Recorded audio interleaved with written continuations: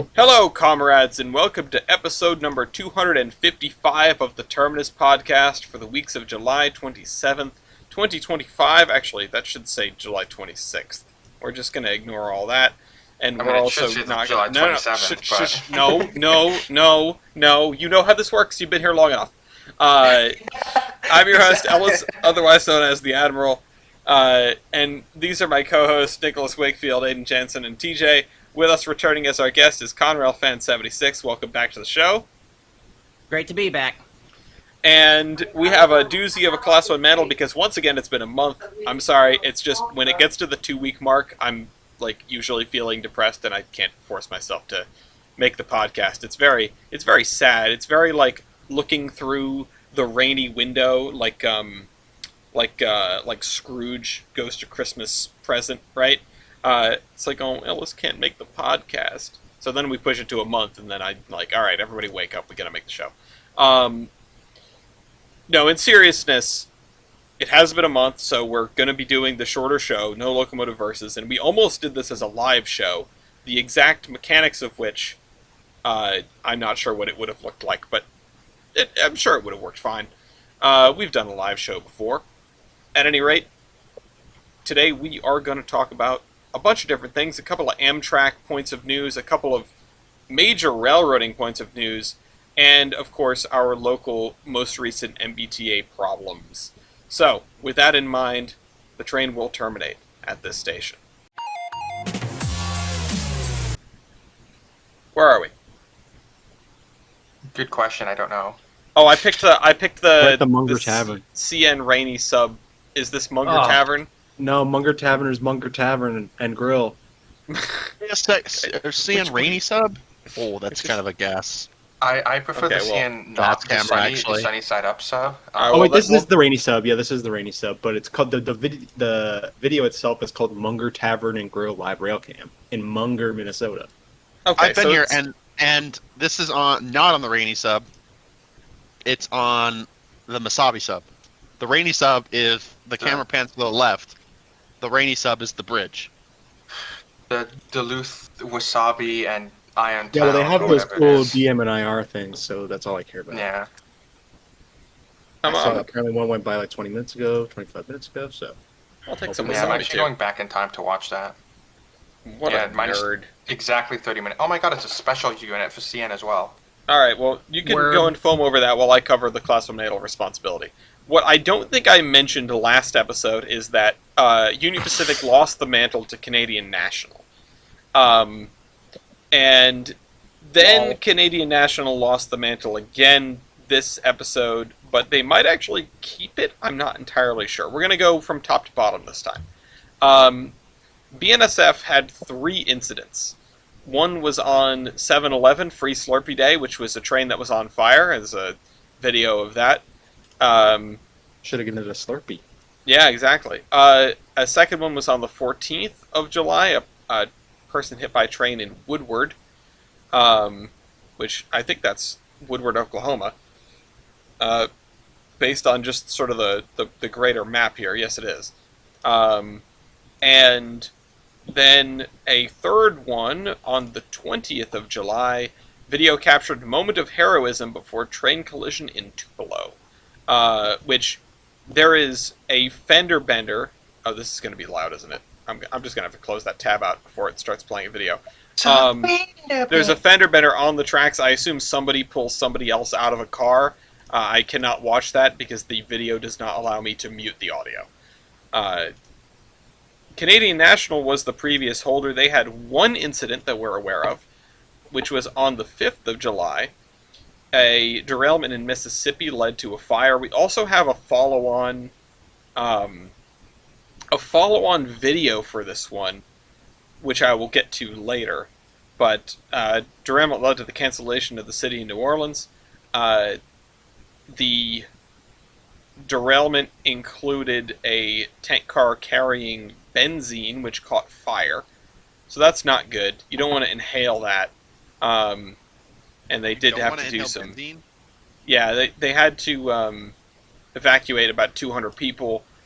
They said if you get in physical contact with benzene, You need to remove your clothing as quickly as possible, wash your body thoroughly, and seek medical care. So basically, don't get benzene on you, just in any circumstance, but in particular train wrecks.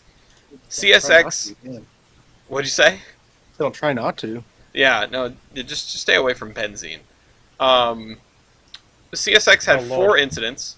One was an SUV driver hit by train. Now, that's an interesting way of phrasing it, because usually when they're talking about a vehicle, the person's in the vehicle. I don't know if the person was in the vehicle. It says the vehicle was struck by a train.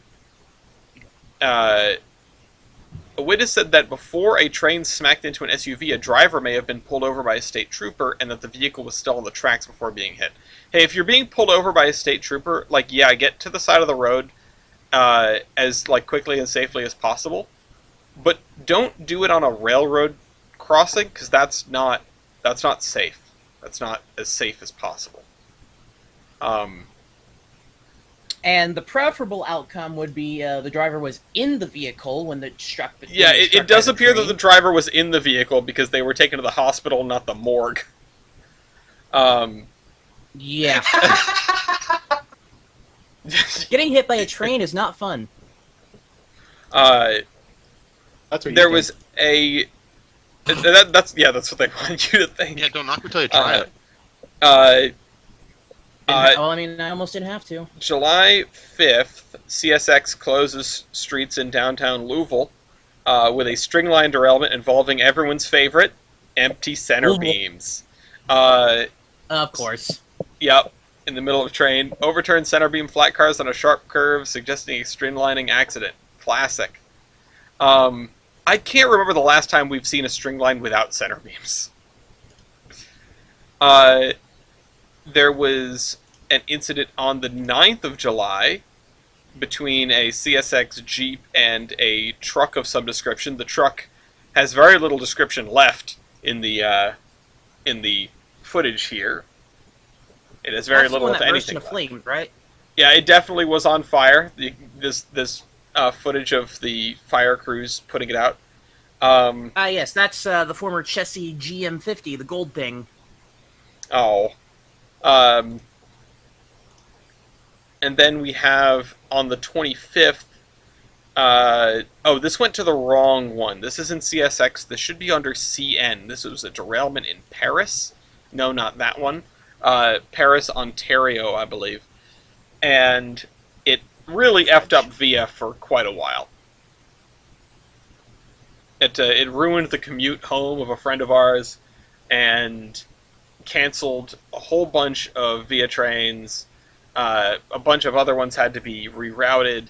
It's just really not great when you derail a freight train on the passenger main line. Now, there were no injuries, leaks, spills, or fires, thankfully, but they did bin 24 cars. That was on the 25th. CPKC derailed on the 29th of June, which was caught on camera. A grain train was hit by... a grain truck was hit by a train in Iowa. Everyone was fine, including the driver of the truck, thankfully. Also on the 25th of July, a train with hazardous materials derailed. There was no threat to public safety. Thankfully, none of the cars came open. This was another CPKC derailment. The hazmat cars were containing octane and asphalt. Other cars were carrying lumber and fertilizer. Nothing crazy here. I really don't have a strong candidate for best wreck yet, but that's okay. We've got more to come. Norfolk Southern had 4 incidents. The first one was in Augusta County. I think that is Virginia. There's really very little information on that. And then there was a derailment in Georgia, which just looks like the train derailed into soup. I don't know what's going on here. It is sunk. Yeah. So there's really not a lot of information here. This webpage is just full of ads and chaos. A video which was posted on the 30th, I think relates the exact same incident. Somebody's calling me. Casey's calling me. I need to tell her I'm doing the podcast. Hang on a second. Quick, Ellis is gone. Post illegal building techniques with Lego. Hello, everyone, and welcome to the Departure Podcast. Today we're going to be hosting Okay, locomotive all right.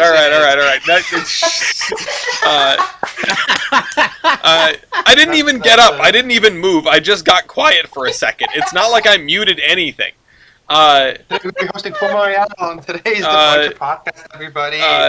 July 19th, 2025 was NS's third and final, not fourth and final. Really, nothing exciting here. They just binned a train. I mean, it's not incredible. Union Pacific, your only hope for something entertaining in this segment. There is a Southwest Railcams clip of a camera of a Union Pacific train derailing, and I haven't even watched it because I can't. Oh my god. Yeah? Alright, yeah, that's the winner. That's the winner for me. Everyone should watch this video. It's the July 12th, 2025 Union Pacific incident. Just watch. Meanwhile, I'm going to cover the July 19th one, which was I've seen this one. train yeah. derails after hitting a semi parked on the tracks. This is an hour-long video, which includes, as far as I understand, the entire cleanup, which is cool to see.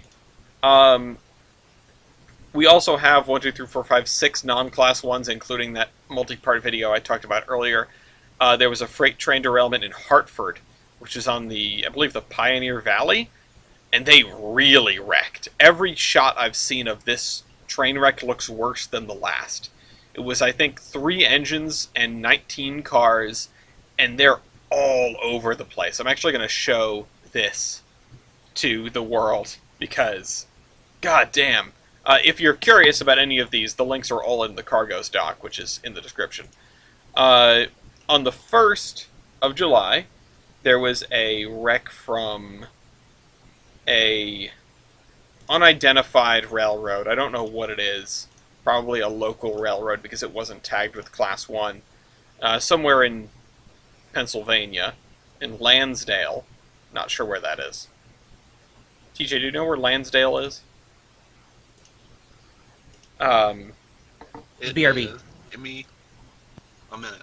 All right. Then we also had a train derailment in Sardis, Mississippi. I think this is the NS one that I was talking about earlier. Or no, sorry, no, the NS one is in this multi-part video that we're going to get to. I have a video from Australia of I believe it's Australia, of a runaway set of cars that took off and rolled through a bunch of stations. Unfortunately, there is not video of them rolling, but there's a bunch of photos. Wagons that became detached from a 4,500-ton train traveled out of control for kilometers, which is kind of impressive. And then, yeah, we have the Compendium, 3 trains derailed in Mississippi over the weekend. Technically, that's a news compilation video, so it shouldn't have been posted, but the rules can get a little loose when it comes to Colossal and Mantle stuff, because information can be scarce. Also today, on the 27th of July, yes, it's Sunday, I'll drop the facade, a train derailed in Germany, with killing at least 3 people, injuring several. This is not the kind of thing that typically happens. This train carrying around 100 passengers when 2 carriages derailed at about 6:10 p.m. It doesn't appear that there's a ton of information on this incident right now, but naturally our hearts go out to the families of those killed and injured in this wreck. Again, it's weird to get something out of, well, Europe at all, really. It's kind of thankful that we have something out of Europe that didn't just kill like scores of people, because I feel like When Europe derails, it typically is pretty bad, but it happens so irregularly that it's like... Yeah, exactly. Yeah, we don't need another Enshita. Yeah, I was thinking of that. Like that's the one that like the video of that plays in my head. That's the one where the Spanish train just kind of No, goes this is the lays no, down. No. no, this is the one with the reveal of the German ice train, and then it crashes into a bridge. That was heavy. Yeah, Oh, yeah, I that's yeah, didn't know that's- there was video of that. yeah. No, you're thinking of this. You're thinking of the different one. I am. Talking to East. East. Oh, Wait. Okay. If No, I but had a there nickel is for every video time of it, an right? ice crashed into a bridge, I'd have 2 nickels. yeah. I don't know. Maybe similar Not a lot, profiles. but it's Again, weird that it things happened. bad things only happen to European railroads when things go really, really tremendously wrong. At any rate, anyone? Is right. it So not this one? the, Or was there a second ice hit a bridge?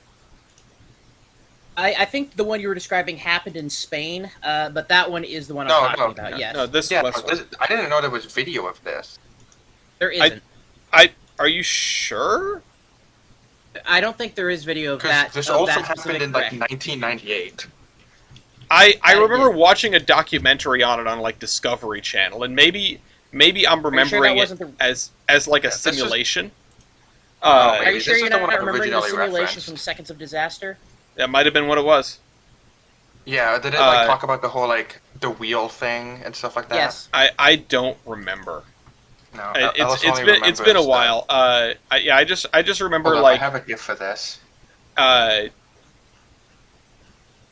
kind of want to know because I feel like it was not a.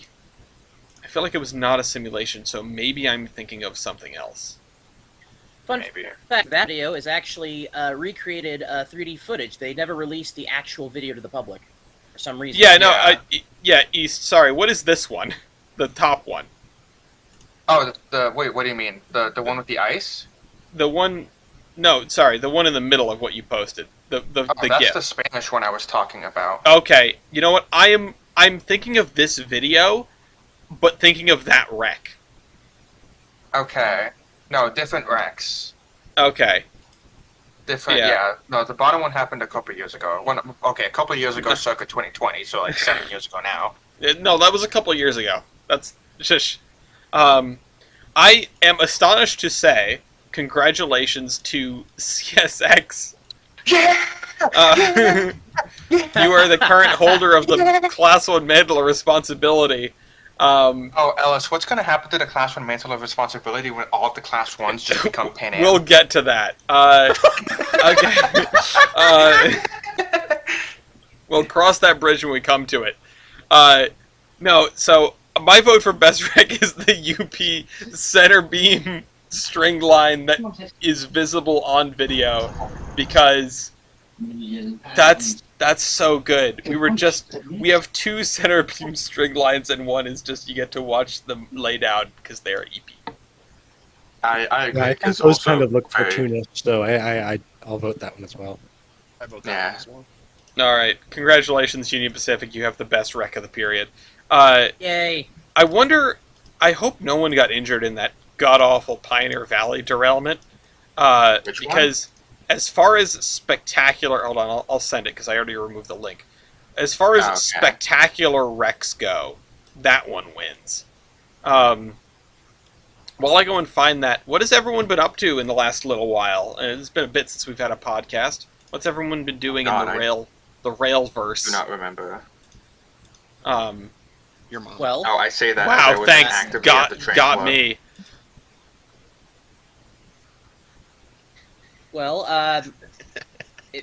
if nobody has anything off the top of their tongues, I'll go first. Go ahead. The only thing to note for me is I've been on a downloading spree for Trains Railroad Simulator, and I've just been reskinning a bunch of British rolling stock and wagons. East, we're getting your television again. Oh, okay. Let me not push the talk. My bad. Thank you. Yeah, let me share. I'm Let me gonna share some of these. single-handedly Are these what make- set? I don't understand British trains. Are these 7 plank wagons? Is that? All but two are, yes. They are they're NG's Thomas the Tank Engine rolling stock. You can download on Sodor Workshops, or I forgot what his site name is, but yes, they are reskinable. Fun fact: in the Thomas sphere of trains, you have to get permission to even do private reskins. Mm. How you're going to enforce that? I have no idea, but that's a rule. Well, good luck to them. Yeah, but so my main shtick I had been doing is just reskinning a bunch of British Rail patchwork wagons. Mm-hmm. You see, I'd have the corporate gray, some ex-private owners, some unpainted bear wagons, and then we got the Pride Flag the Pride Flag wagons, which I'm very proud of. The flagon wagons, I love them. You got a box van, you got a pipe, you got the smaller yet Pipe longer gone, my pipe beloved. wagon. Yes, it is a pipe gun. By all technicalities, it is a pipe gun. The ends need to be able to come off. Do the ends come off? No. I accidentally sadly not. almost just sent like 10 photos to Terminus News instead of Terminus Podcast. Well, Oops. you know what, Miles? Don't worry. We'll make those ends come off. Anyone got a hammer? Ha. I mean, and then yes. Last in They my all sent that sphere, avoidance talk. last in my sphere, you got the two United Airlines joke trucks. This is the real interesting timeline where Pan Am is not the one that goes from railroad to, or not the one that goes from planes to trains. Except this time it's in the inverse. Yeah. Wait, no, it is. No, it's the same. Well, I mean, Pan Am is It's the same, completing yeah, it's the the same. circle. I can't, which is insane. That's like a whole different thing. I still wanted Pan Am to become like a rocket company. I thought that would have been a great next step for them, but going back to planes is okay. Yeah. I have a bunch of other quote-unquote cursed wagon reskins, but I don't have any convenient shots of them, so we'll just leave off on that. And with that ends my turn. Well, it is very cool. I like what you've done with them, and I enjoy the fact that these cars exist and they are just like a blank slate. You know, you can do whatever you want with them. I love the fact that you put one in Conrail. It's just you can do whatever you want with these wagons. I need them in I need them in BNSF. maybe. Okay, East, you said you were just at the train club, right? Oh, did we lose East again? Yeah, no, I pushed the talk, I forgot. Oh, okay, alright, yeah, no, I should preface everything I ask you with you're on push to talk. Yeah, because at university I didn't need it, and I've just not really been home all that much, so. Wait, why did the order of photos change? The order of photos changed because I originally sent in not the correct order. Oh, okay, well now I have them open in the wrong order. Let me fix that. Oh, Okay, well start with what is this unit? It's purple. Is this the ACL? That's the ACL Heritage unit, yes. It came by way too late at night for my preference. Because what had happened is it was supposed to pass me about 2 hours before it actually passed me, and that's because 2 trials ahead of it had hit a bus. Oh. Thankfully, it just skimmed the back half of the bus, like the very tail end, just took off some of the side paneling. Interesting that you news didn't is- post the link. What Let's do you talk about that. That you didn't post a link to it in the. I did, but I haven't talked about it. I'm just, What? Because What? I'm covering I was- SP. I was just fucking with these, but I wasn't. Okay. Alright, well, whatever. So, good news is they only hit the back of the skim the side paneling off the back of the bus. Bad news is it was a concentrated natural gas bus. So if they had actually hit Oh no. a couple more feet, that would have been a fireball for the ages. I've seen some crazy funny, though. videos of compressed natural gas vehicles getting fuego. I know Yeah, exactly I mean, what you're talking about. Yeah, and Nick over here being a Debbie Downer. Anyway, the next two images are, dear God, now there's two of them. Okay, hold on. Now I Just need to getting scroll out of back to hand. here and figure out which are the next two images. Okay, it's gold. I see. You made It one, is- and it then is- you have a textured and an untextured one. Yeah, well, one was just inspired by the CB&Q. Well, I was gonna say that like East, haven't you updated? They just added the Half-Life files so that you don't have missing Yeah, textures no, anymore. I haven't updated yet. No. That's it. Oh my You've God, lost pa- texture painting it- privileges. For a while, like I've been talking with Sears about this. I want to 3D print some era signs Yes. and just attach trucks to the bottom of them. I was gonna say, wait, Miles, do a missing texture one. Do a missing texture van, where it's just like the purple and black checkerboard. I could try, but most of the van's mappings are absolutely god awful. I meant of the I'll send a seven shot. plank wagon. Sorry, they're all vans to me. I mean, Uh, arguably even better. Just like that one will be a copy- little bit easier. I think it'd be even funny if you just didn't care for the mapping and just made the entire like texture map a missing texture file, so it just like how it would actually look if there was no textures. Oops, purple. Like, don't even try and make it look nice. Or just it's invisible. Is that what you're saying? It's Yeah. just like you can see straight through it. Or you know the stuff that you can like, it has texture on one side but not the other. So if you're looking at it from one Yeah. angle, it's that, but on purpose. Imagine you're building a non-Euclidean rail car. So anyway, what is this? Yes, you And why do. do you have two of them? Well, this is, as you may see, a um, All right, you broke up. You said, "As you may see," and then I didn't hear what you were talking about. as you may see, they've multiplied this out two FEC engines. Yes, mitosis. So let me tell you a little story of how this happened. Okay. So a friend of Carlos's, Siebes, a friend of Siebes's, sent him a link for this had literally just been posted like a minute. Like because the guy had notifications on. He's like, "Oh hey, Siebes, look, another one got posted." He's like, "Ooh," he sent it to me, and I didn't even hesitate. I just clicked it because it was only $600. Oh my god! It was just some guy who would just. I don't know if he had like inherited a collection or something like that, but like all of the brass he was selling was like at a third or less of the cost of like I mean, what they normally retail. Like, it's a great deal, but oh my god! That reminds me of good deals. Sorry. You need to really make sure that that hotel is booked because East might just be I know showing he up is. to the wedding with more brass. And the thing is that like while that happened, Carlos's friend, like not even 5 minutes later, was like, "Why is it already gone?" Steve's friend was like, "Why is it already gone?" And Steve just like sent him a troll emoji, like the Damn. troll face. And it was That's like, "Don't worry, yeah, this bonkers. auction was up for like 7 minutes." That's great. Well, now you have a second one. What are you going to do with it? Paint it up because it has a. So what I want to do is actually let me go ahead and get the photo for this.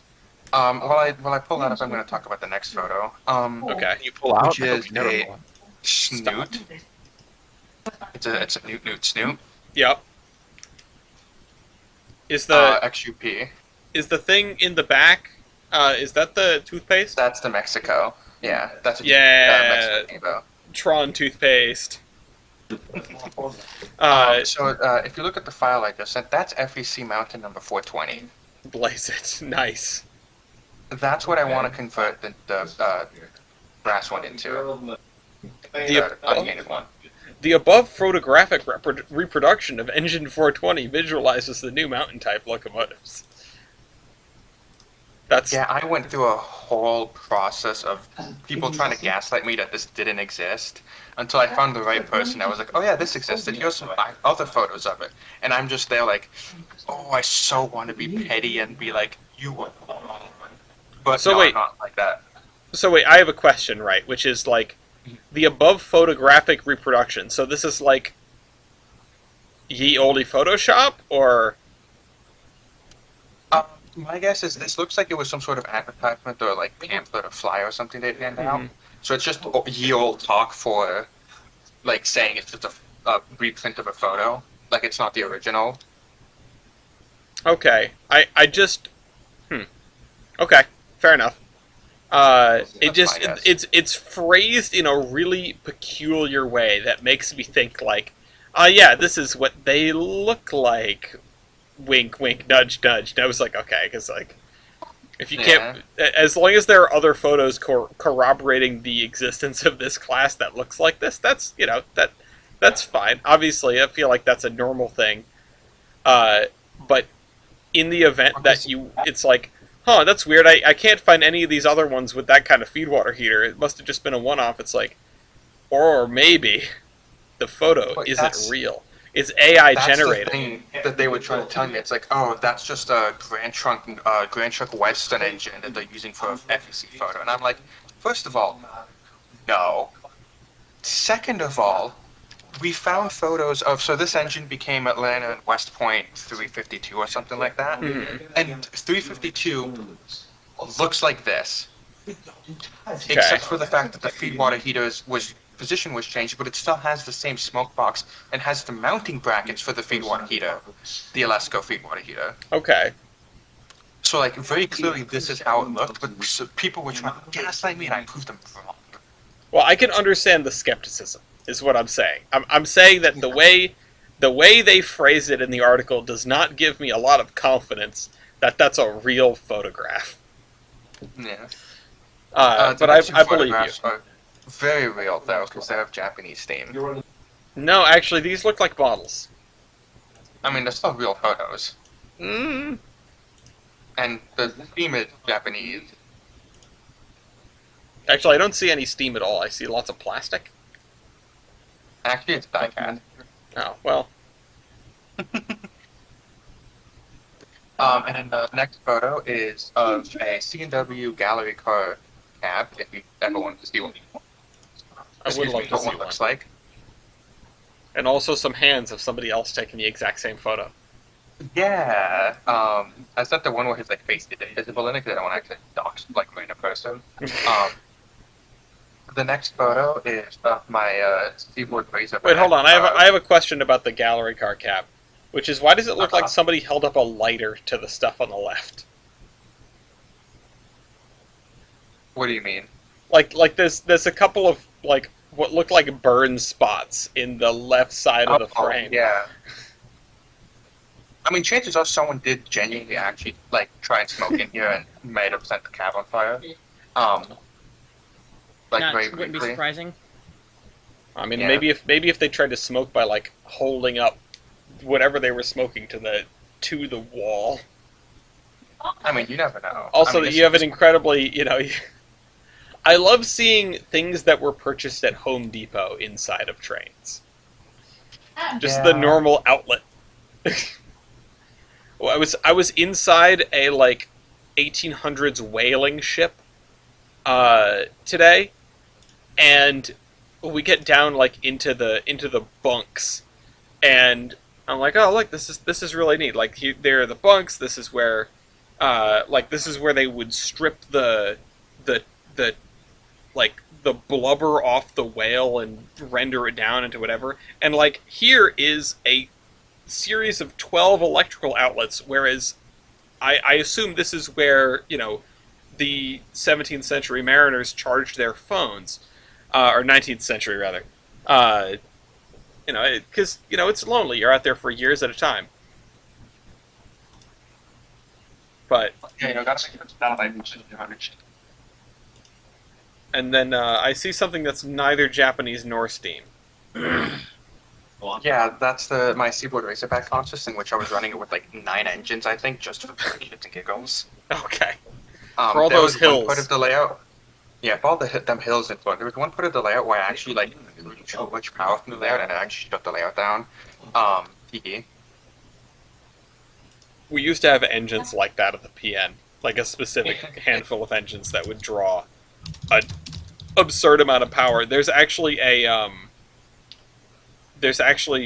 on one of the larger mainline hills of the Providence Northern, there's a current meter that you could turn on, so you can find out if it's your engines that are the problem. I'd love to see how much your 9 engines were drawing. And to your pleasure, the last photo is actually real and is Steam. I don't see any steam. I see a lot of metal though. Well, the steam is behind the metal. Oh, okay. This is a photo of a seaboard crane taken from the roof of one of our units that I had to climb up on top of. So very, very rare angle. Not everybody gets to see the this angle of the crane. Yeah, that is a pretty cool angle. Yeah, I'll no, that's definitely all for give you me. that.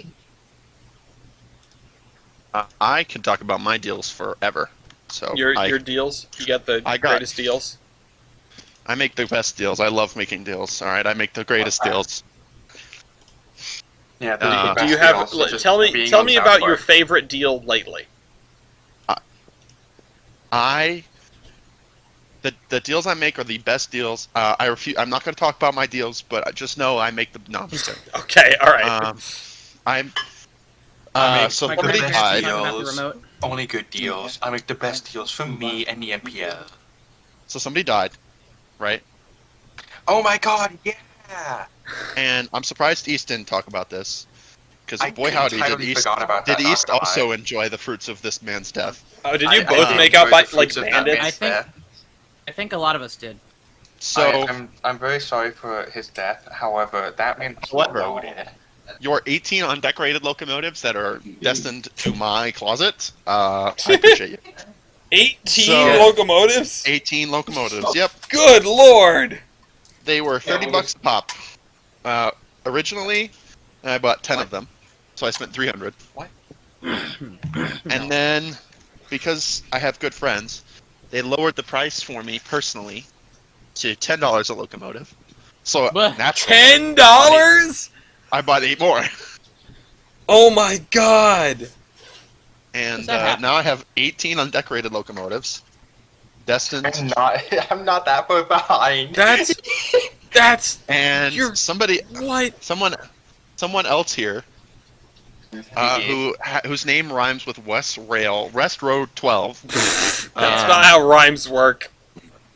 whose name is opposite of West. I guess negative West Road 11. Yeah. And also bought. I'm how not, many I'm did not you that buy? far behind. I think 11. East bought 11. Kevon bought 4. Tyler bought 5. And Ryan bought Ryan bought 1. So there Yeah, are 30 or 40 locomotives currently at my parents' house. Good Man. lord. and mind you, I also got that for I literally said like, oh, I'm like really close friends, and they're like, okay, well, pretty much be the price. And so, yeah, Yeah, got a lot of locomotives. and let me tell you, the guy wasn't just selling like generic stuff. Like, he had real special stuff in there that I, will forever bless the guy who I talked to. I don't want to actually like just dox him or anything like that. But oh my god, I was like, oh, I'm interested in like these couple things, and he's like, okay. And then like 2 hours later, he messages me back, being like, yeah, I had to hide the units because everybody else was looking for what you wanted, but I like hid them in my car away from Oh my people." god. And I'm like, you are the like sweetest $10 for an ever. undecorated locomotive. Again, Yeah, I man. $10. I also got a couple of undecorated pieces, and those are the first official, soon-to-be Cheeto engines. Oh my god. Well, all right. No. Enjoy Are you the gonna fruits of Jada that. do the Cheeto? I'll probably have Jada do the first couple. Jader is awaiting, or I'm awaiting Jader to be ready for a steam engine. For me, Yeah, well, That's the Steve's other thing, has I been- bought a steam Steve's has engine. been on the Jada list for like 2 years now. Wait, what steam engine did you get? And is it going to be I- MPL? yes, and yes. I'm gonna make that a surprise. East Oh. knows. Most people, It's knows. painted in brass. It's not a brass engine now. it's not. It's brass hybrid, Okay. yeah, well, close enough. but BLI brass hybrid, so sort of. Anyway, You bought a big boy. I'll I bought do my East for- yeah. Okay, yeah. I can't wait for them to add the big boy to Century of Steam. I want I want a be the day. Cheeto big boy, and it's just painted bright orange. Yes. Holy Yes. base. I want it shaded, I mean, if- painted like an actual Cheeto. Have you ever seen true, how the man. Cheeto got its name? I You were I- eating some? I've definitely been told this story because we talked about, like, I feel like this was mentioned a while back when you were like, I should find a different name. Yeah, I'll just repeat it again quickly. So this was back when train build was super simple and you had units painted one color. And I was mentally in my head, I'm like, damn, no one paints their engines in orange, so I'm gonna make my things orange. Completely ignorant of BNSF's existence, by the way, and GW. Um, so A big orange and little orange. yeah, no, so I have I'm running my passenger train with two bright orange F40s and some passenger cars, and one of the guys on the server says your train looks like a Cheeto. And you went, ah, perfect. And I went yes, and proceeded to slap Cheeto Express on the side of the engine because it's like, oh my god, it's the Cheeto Express. East, I have to make you aware of at least one more thing. Oh dear God. The existence of the Ann Arbor. Oh yeah, the Ann Arbor Oh exists. god. I mean, that's pretty much how the units look like. Yeah, I was gonna say, like, and I didn't even know about this until I saw someone playing, like, cosplaying the Ann Arbor in Railroader, because the Railroader diesels are basically where Gmod train build was. You can color them one color. And they I just guess also, painted them like, orange. Children are painted orange, Oh hey, I caught that guy like a few weeks ago. and also Western Pacific, Children are painted that? orange. I don't think that's what that's supposed to mean. and Um, also CSX. X. Oh yeah, maintenance way. Yeah, it turns out there's a lot of orange to go Yeah, around. and also SP, and also it's Oops. But my like 14-year-old brain looked outside and said, the FEC is not orange enough, so therefore I will make it all. I'll just go oranger. Yeah, no one else uses orange, so... And I love the... It's kind of amazing. And, to those of you that are listening that like, are on either side of this ball, and you will be a lot throughout your life, the person that doesn't know about things, right? Because we don't know, that's a very broad statement, but, like, to be 14 and know about a handful of railroads and go, ah, yeah, these are the ones that I know. I don't know of any that paint their locomotives this color, so therefore, no one must have done that. Just, your brain comes to that conclusion. And, like, when you're on that side of the ball and somebody goes, no, like, there's all these examples, just go like, oh, thank you. And when you're on the other side of the ball and you just want to be like, no, idiot, just be like, no, there's all these cool railroads. You're one of today's lucky 10,000. It's a problem in the railroading community where if you don't know something, you're just an idiot. Just gonna, Uh, yeah. So this was the first iteration, and notice how it doesn't say Cheeto Road, it says Cheeto Puff Express. Because that's what I Nice. originally called it. Also, ignore the fact that, like, there's 70,000 dead in this image. Yeah, 70,000 dead? Yeah. Yeah, these are some real high-capacity baggage cars and, coach cars. All those people you typically put in baggage cars. Not gonna make a joke. Yeah, no, don't do it. So, I hopped on Tolbrand on Thursday, as I am wont to do, right? Had a great moment where I talked myself into building an industry where I didn't want to put one. I was just like, oh, I want to put this here, but there's all these reasons why I shouldn't. Let's try it. And I realized as I was taking some screenshots after the end of the video, I accidentally, at some point, probably purposefully, nuked all of the programming for the trolleys, which were the last things on the map that were still controlled by regular Trains AI. Now, on the one hand, I'm kind of annoyed at myself because that was a lot of work, but on the other hand, I am now free. I can go in, I can delete all of the drivers, I can delete all of the programming, and I can just go from scratch and just set certain locomotives to Living Railroad and just sort of see what happens. I do need to fix a bunch of stuff. The interlocking What exactly towers is the difference are... for those uneducated? So, the difference between the regular Trains AI and Living Railroad.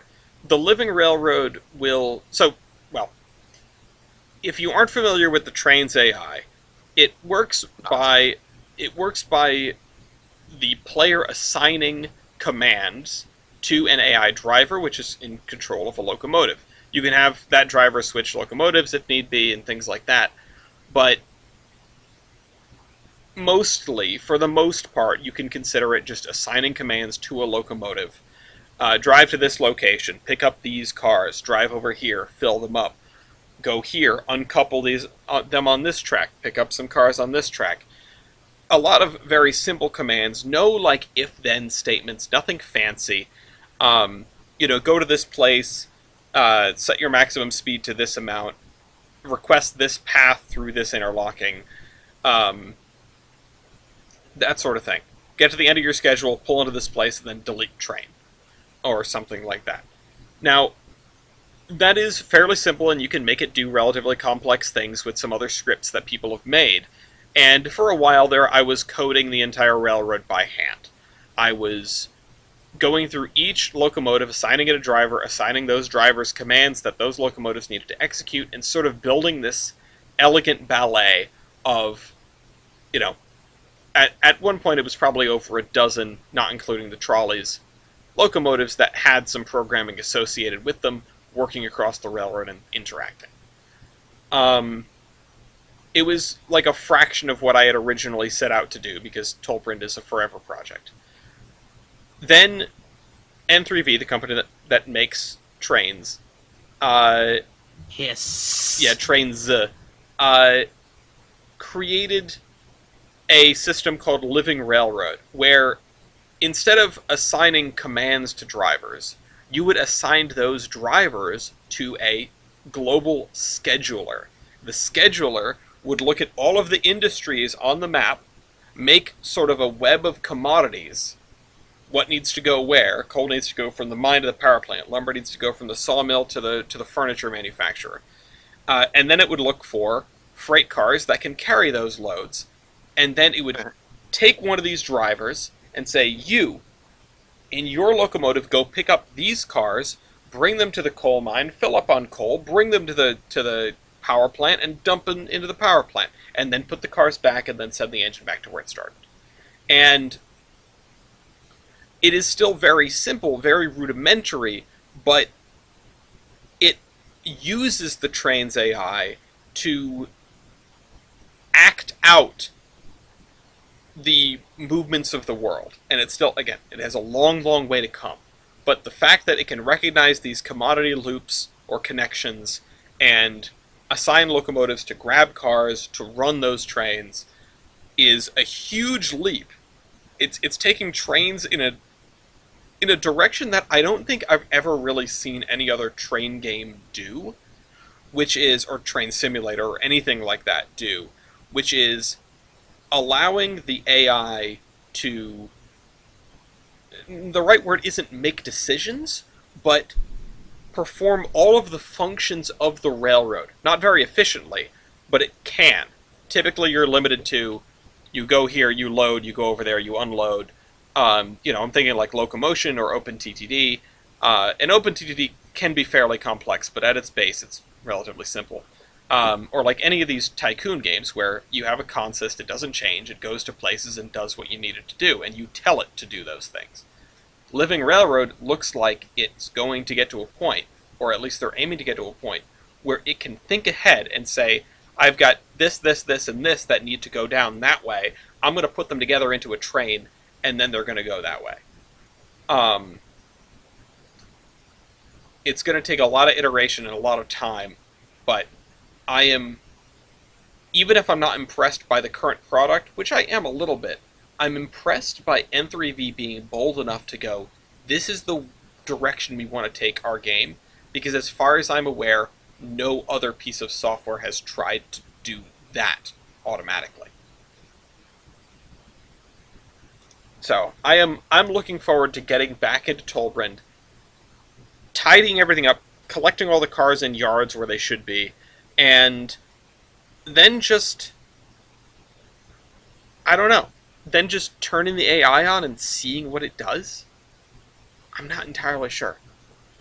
But before we wrap up this segment, which I've been allowing local service to go a little bit long because, well, because it's been a while and because it's nice to hang out and chit chat.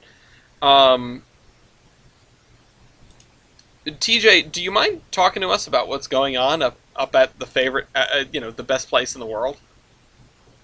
Oh, I'd be happy to. I'm so glad we could round out the local service segment with the legendary first run of the X Cart. This video is So- going to be linked in the cargos.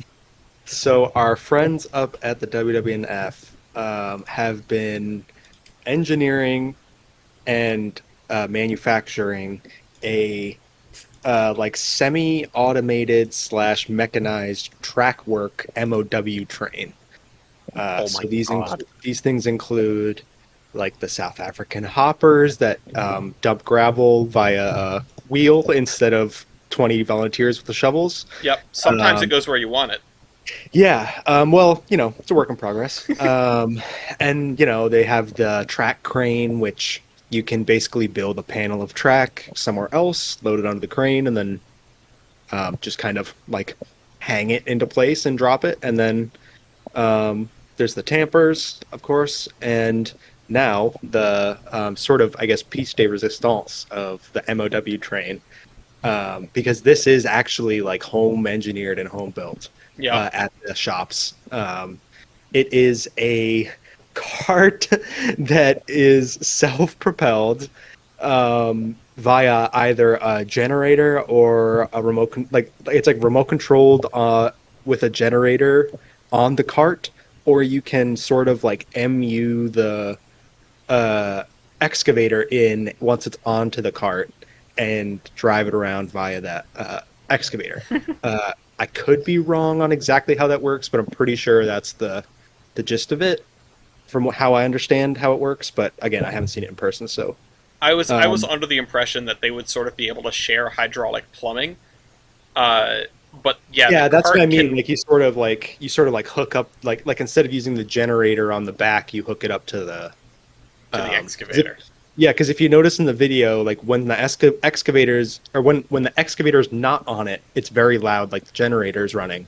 But then when it just drives around, like with the excavator on it, it sounds much quieter. So I'm wondering if they're using some sort of power from the excavator.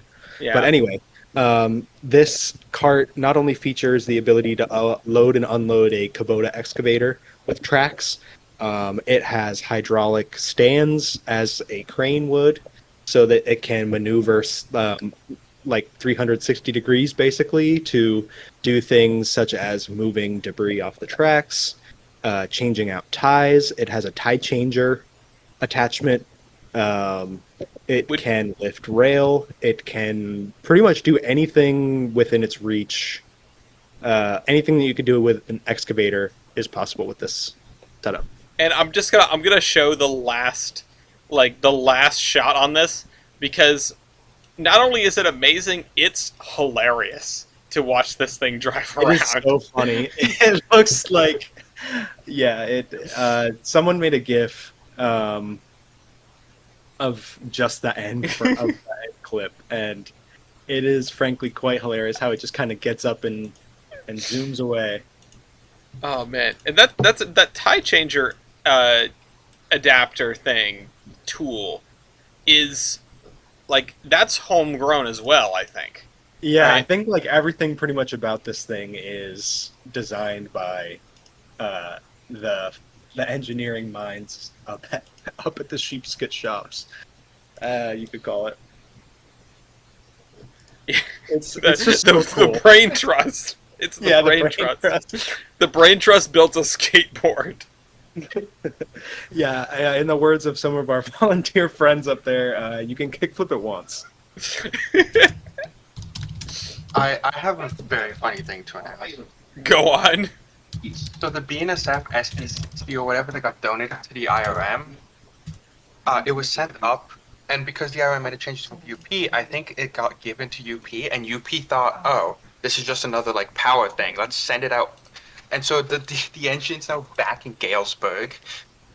What? That happened. Which is, 'cause they probably thought, oh, this is just like more power for us. Okay, send it on the next train out. What was the locomotive? The 9400. Oh man. Well, it'll get to the IRM eventually. It's Yep, that's incredibly funny. 9400 back in Galesburg. Oopsie.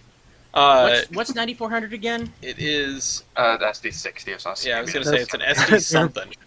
They're probably like, wow, we haven't seen an engine like this in a little while.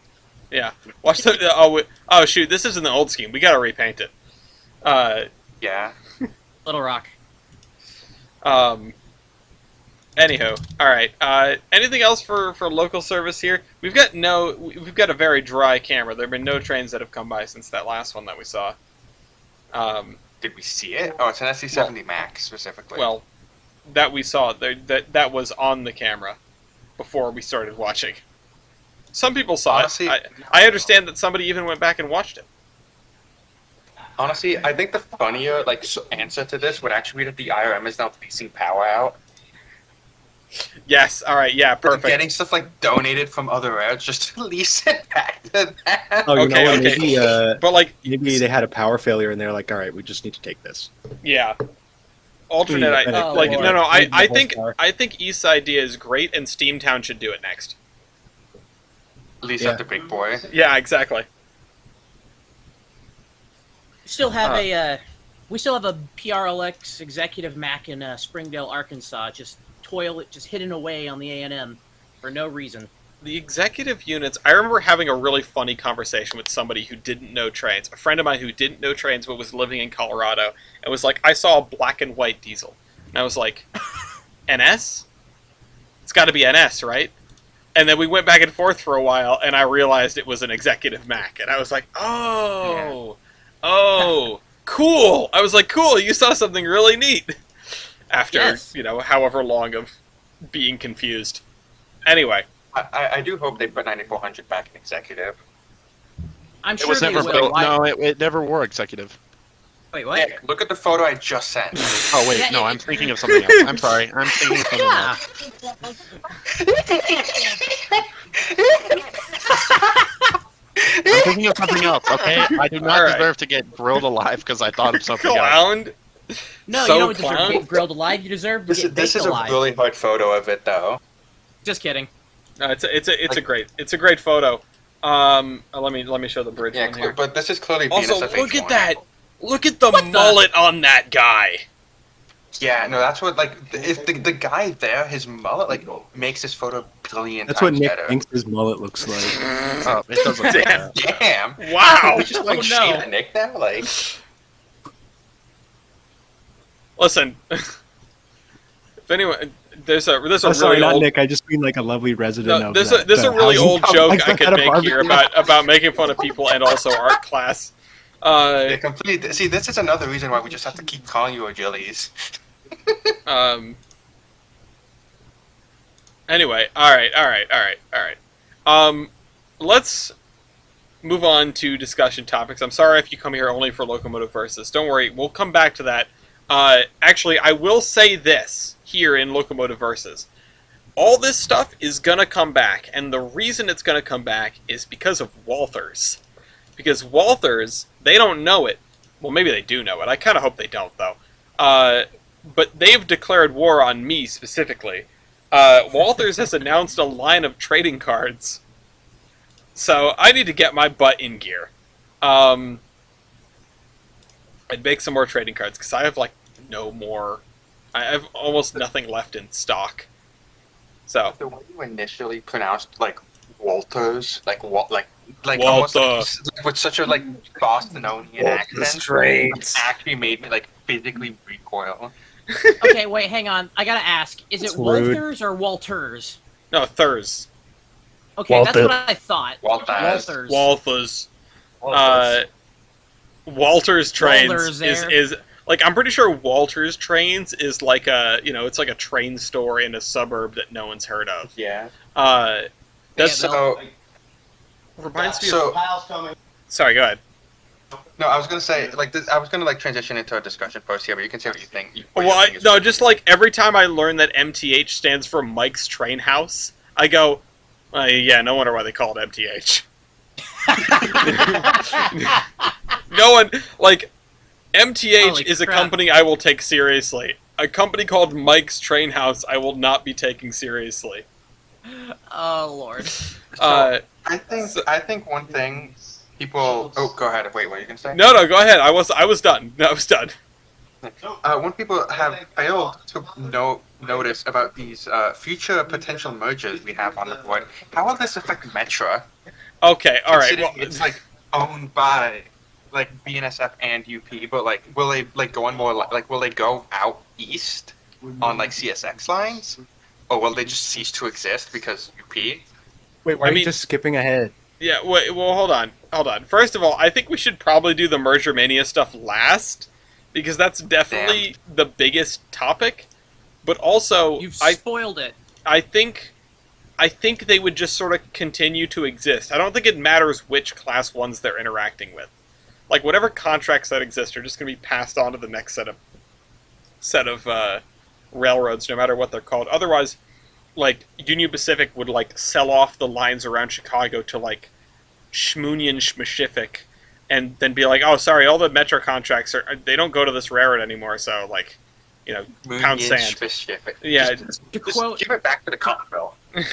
but to quote Fred W. Fraley, the ATSF would rather become a subsidiary of Union Pacific before they let their prized moneymaker train go. Money Semi-relevant, but So where do we want to start? well, that was in reference to the Super Chief. But the Super Duper Chief. Oh, okay, that one. oh god, Before UP became evil, got it. Where did no? I don't know about that. you- I heard it became became evil, evil like- with Mopac.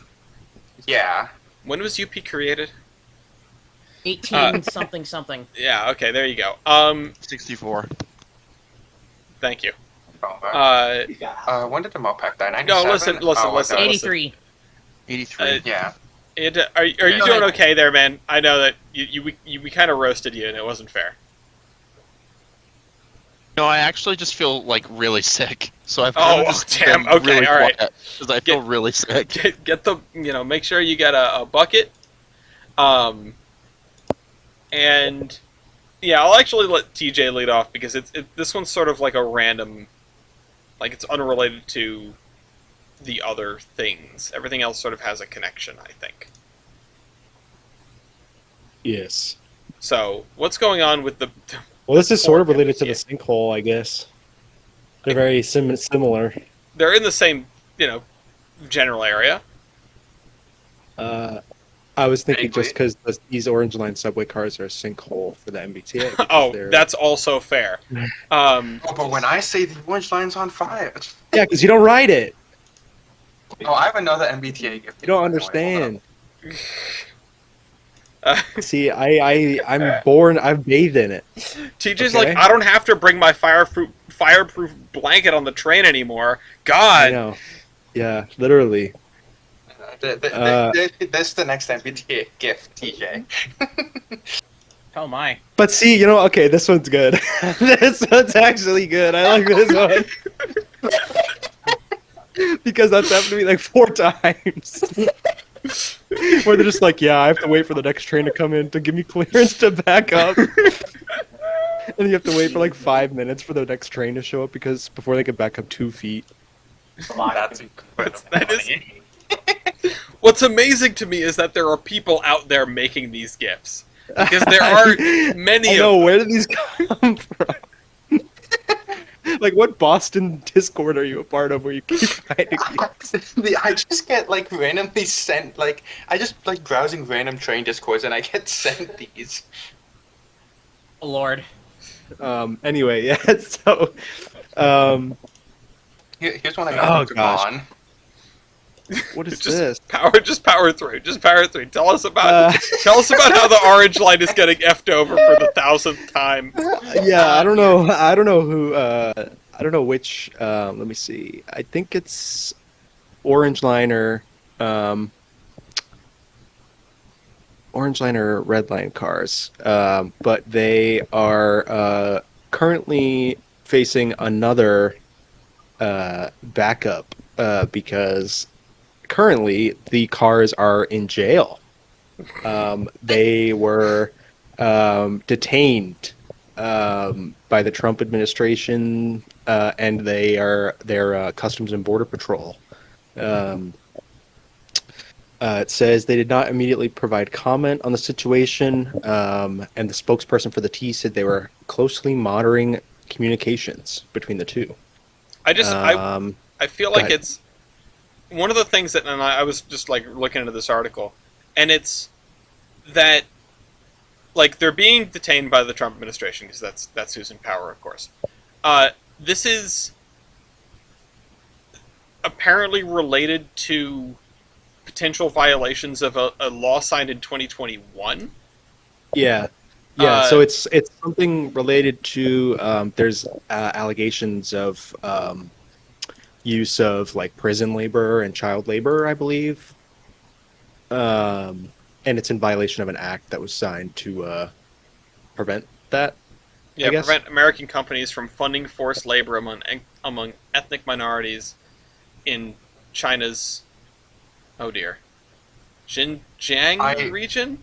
zoned Yeah, out the for a second. Why are we Xinjiang, talking about ethnic Xinjiang. minorities in China? I thought It's this was a Chinese because podcast. yeah, it's because uh,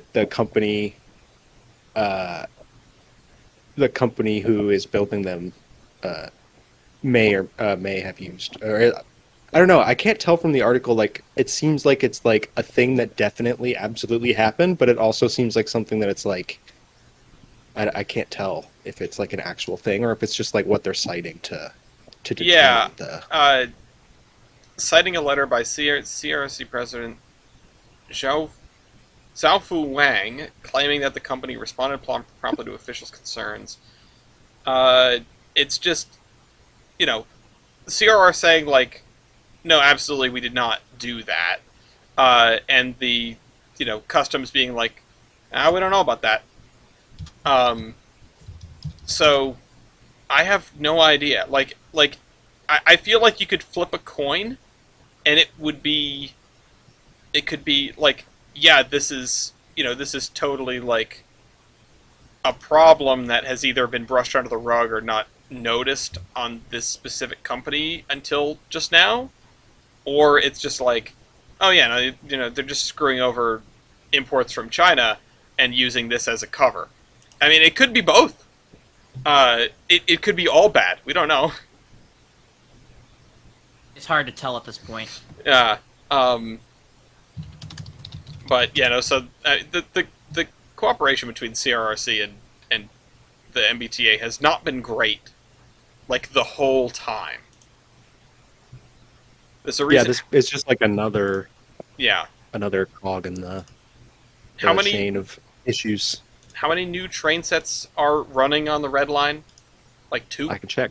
Yeah, probably two, maybe three. Oh, three. I didn't even know there were three. Wow. Yeah. Out of God knows how many they were supposed to get. They're using cars that are like 60 years old. There's a reason they kept catching on fire. So yeah, so you can read all about that, and I don't, and I wonder. I feel like what is likely to happen is we're just not going to hear about this again. It's going to be like resolved quietly, and then the cars are going to continue to flow, and we're never going to find out why it was hung up in the first place. Exactly. Yeah, yeah. It just feels weird to me because, like, uh, well, I don't know. I mean, there are all kinds of questions that I could ask, like, why are we enforcing this and not like, you know, look, prison labor in our own country? But whatever. I just want the new trains. That's all it comes down Yeah. to. The further Yeah, you, the putting further all you, of your like morals aside just for new trains. Yeah, I'm a especially single on the issue red voter. line. Like the orange line is all new trains now, so it's really just the red line being, conveniently the red commie China train line. Yeah. It's like me with Brightline, like putting all my morals aside for like people's lives just so we can have fast train. Yeah. That's and yeah, no, like uh, like the more you look into the whole situation with the Uyghur, Yeah, I think you got it. the I think it's either ethnicity that or there, Uyghur, but uh, like, Uyghur. and I've heard China's about treatment Uyghur, of so. them, but also like how the sort of Western world has handled the situation and tried to make it look even worse. yeah, It is it's like sort of propaganda, but also like a real thing that should not be like overlooked. happening. At the same Yeah, time, it's like they took. Yeah. It's like I mean, I think like the West kind of like took it and then like ramped it up like to like a kind of bigger level than it was. But yeah, it was definitely a thing. Like I, you know, don't support my subway cars built by a child or whatever or ethnic yeah, minority, but you know, I also don't like my coffee or my chocolate. yeah. It's the more you look into Yeah, that, the it's more it's like, wow, everyone here sucks, and you know this culture is just sort of stuck in the middle of people using them as a pawn. Uh, and it's miserable. Yeah, no, uh, I hope I don't want the trains to take longer to be delivered because they were all supposed to be delivered in 2023. But on the flip side, if this is a real thing that's happening, I would also not like to be funding it. Yeah. Um, and you know, if worse comes to worse, we take all of these junk parts and cars, and we just sort of take them and we throw them into the sinkhole, which is apparently developing near the Post Road subdivision in Western. Well, actually, this is in New York, very close to Western Mass, which is preventing the oh, Lakeshore Limited from running until at least September, and it's also canning the Berkshire Flyer for the year, which is really upsetting because we got what, like, 1 or 2 seasons of the Berkshire Flyer Hey, before sorry, this. I have an insane update. Okay. We have 4 new Red Line uh-oh. trains. Whoa! Yeah. I'm starting to think. I'm starting to think Wow. the article isn't real after all, and they've Yeah. just been letting the parts through no matter what. How did they get 4? Mitosis. Yeah, mitosis. Just like they actually, there was an estate sale. Um, It's like how early Japanese railways imported trains from other places because like importing locomotives was banned in Japan for a time. So they were just like, oh, this does not look like a steam locomotive, therefore it is not a steam locomotive. And the customs agents were just like, looks good to me. Just like this is not a train. This is a big bus. Looks good to me. I've ordered a large set of metal shelves from the from CRRC. They should be arriving any day now. It's like this is my brand new model train. Yeah, So I it's wish- a 1-to-1 I wish I scale. could afford model train. It runs off electricity, therefore it's a model train. So yeah, when did we get? TJ, do you remember when they instituted the Berkshire Flyer? We should have gone over there for that. I feel like it's been a few years now, at least, like maybe 5. The roots. Hold on, hold on. I mean, they've been talking about it for like more than 10. Yeah, no, the pilot service was in 2022 and 23, and then it ran last year also, and now it's canned. Apparently, they're still running it as buses.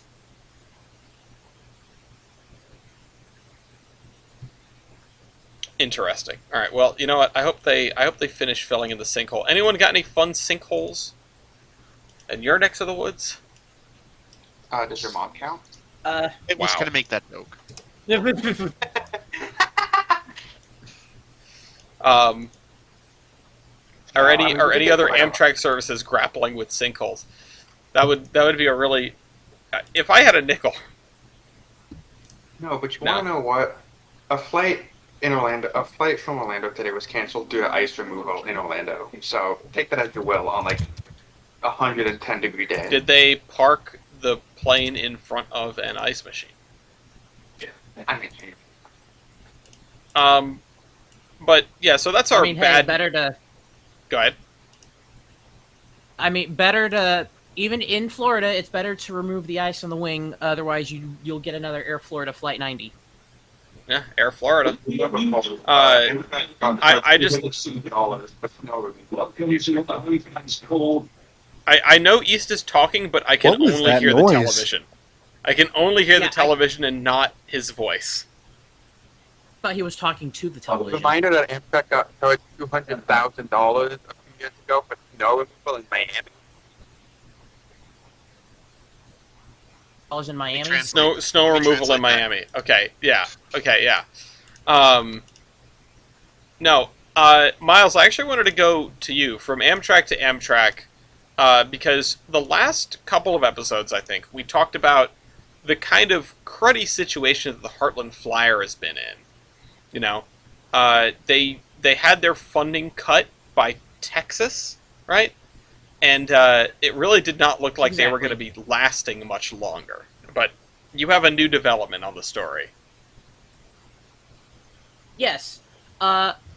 In good news, good recent news for Amtrak, Oklahoma has stepped up to the plate and fairly recently fronted the money to get the Heartland Flyer, said money it really needed to continue service into Texas, and, well, it will not be canceled now.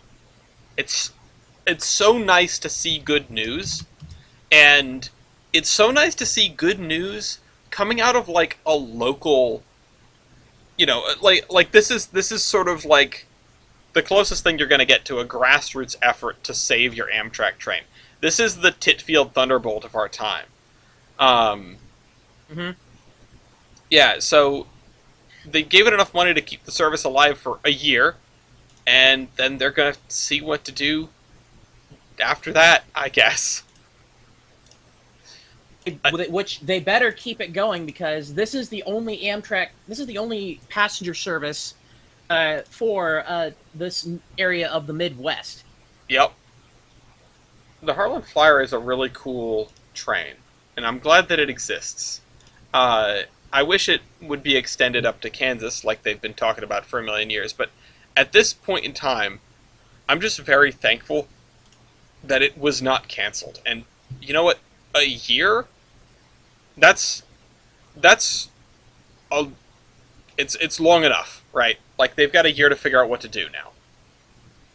Maybe if I'm lucky, I can finally take that damn cross-country train trip, and the Heartland Flyer is the golden ticket to all of it. Aside from the $500 ticket that Amtrak requires you to pay. Well, that's not a golden ticket. That'd be a green ticket, right? No, it's digital. It's a QR code. Oh, well, I'm talking about money, but yeah. Oh, yeah. Well, it's a black and white ticket then. It's QR code.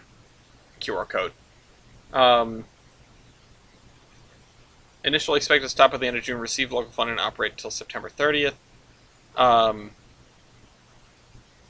And then it said a year. I'm not seeing the square between September 30th and a year. Allocated $100,000 in January 2025 to avoid service interruptions. I'm not understanding every piece of this puzzle, but this item is an emergency funding commitment to extend service long enough to develop a second-year funding program in order to get back to the 90th legislative session.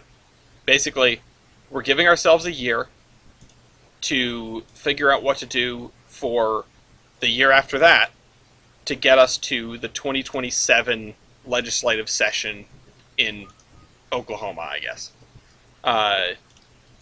And I really hope that this sort of spirit can persevere. It proves that we can,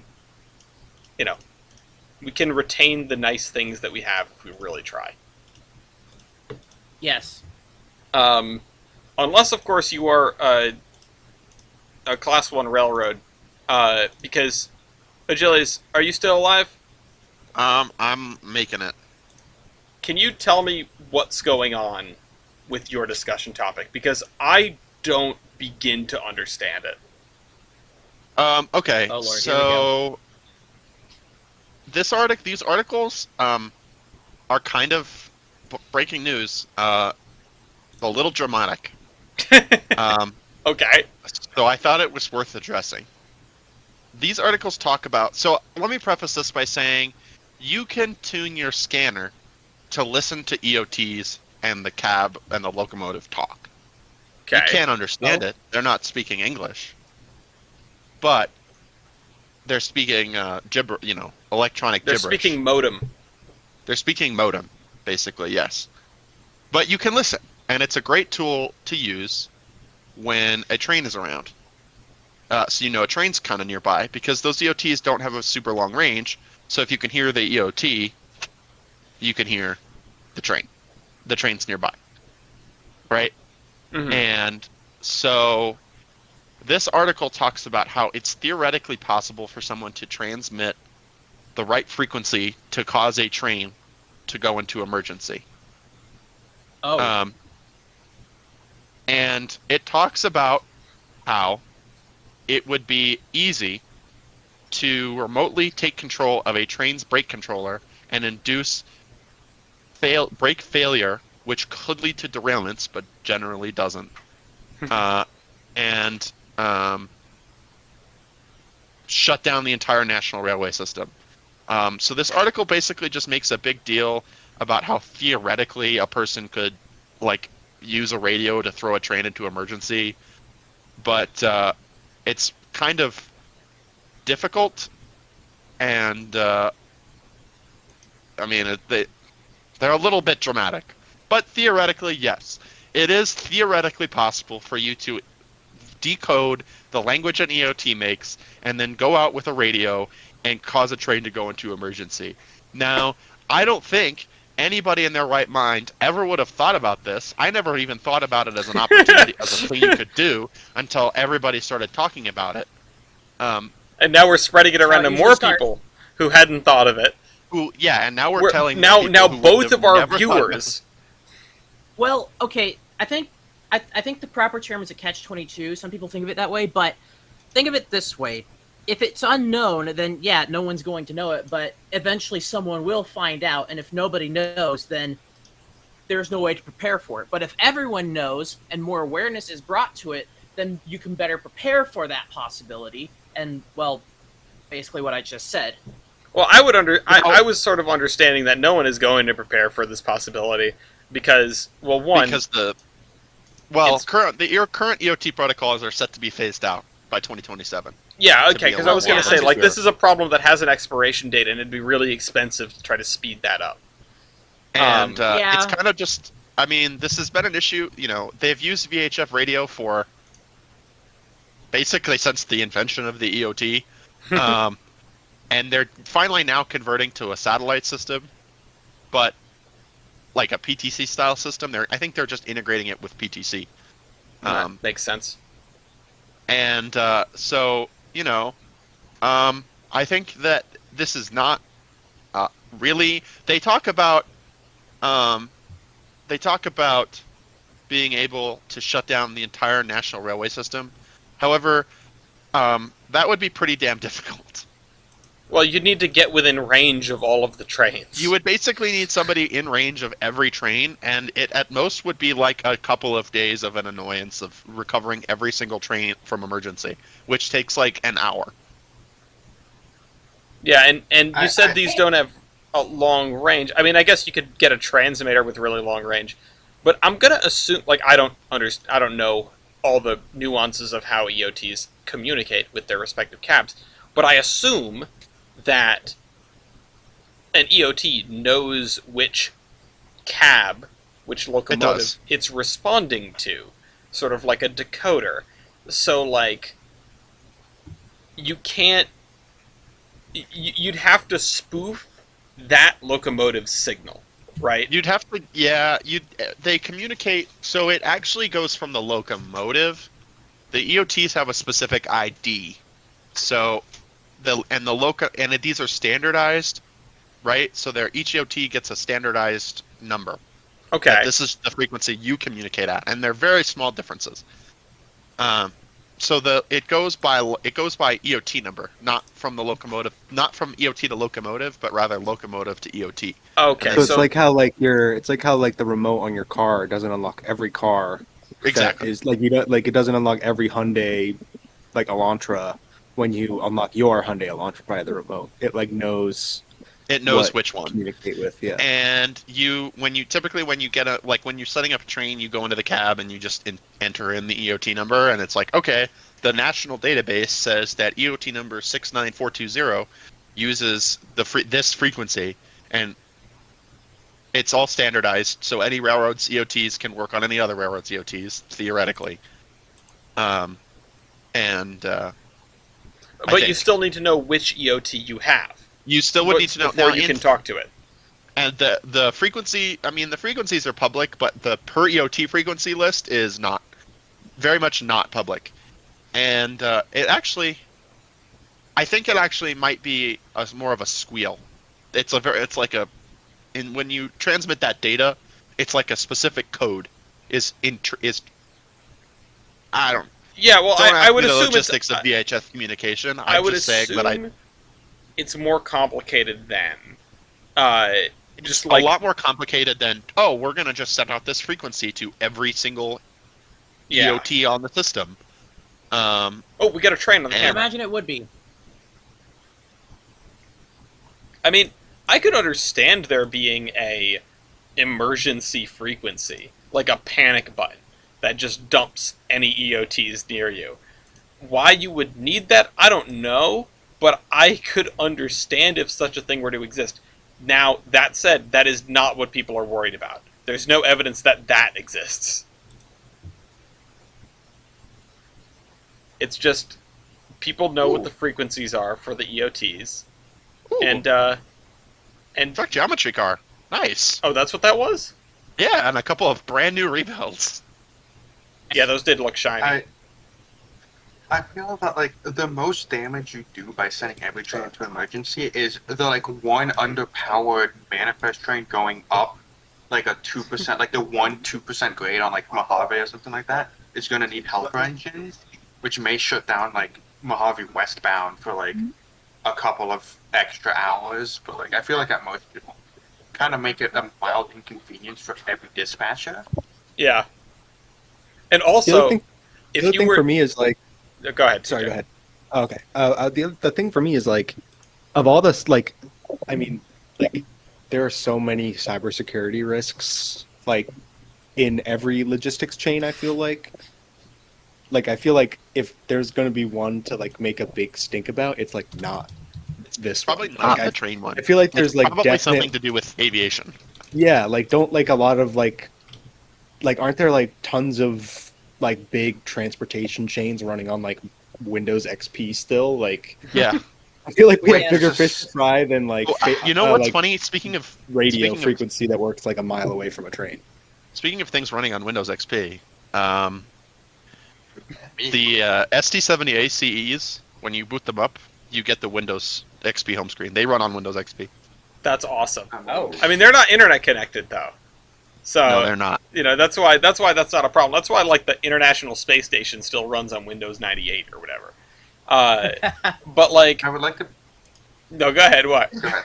I was gonna say, well, my thing's completely off topic. I was gonna say I looked at the Terminus podcast to get an episode for the friend. I didn't know there's another Terminus podcast. Oh, there is? Yes, I've heard Yeah. about this. It's like a It's Terminus Extreme Metal podcast.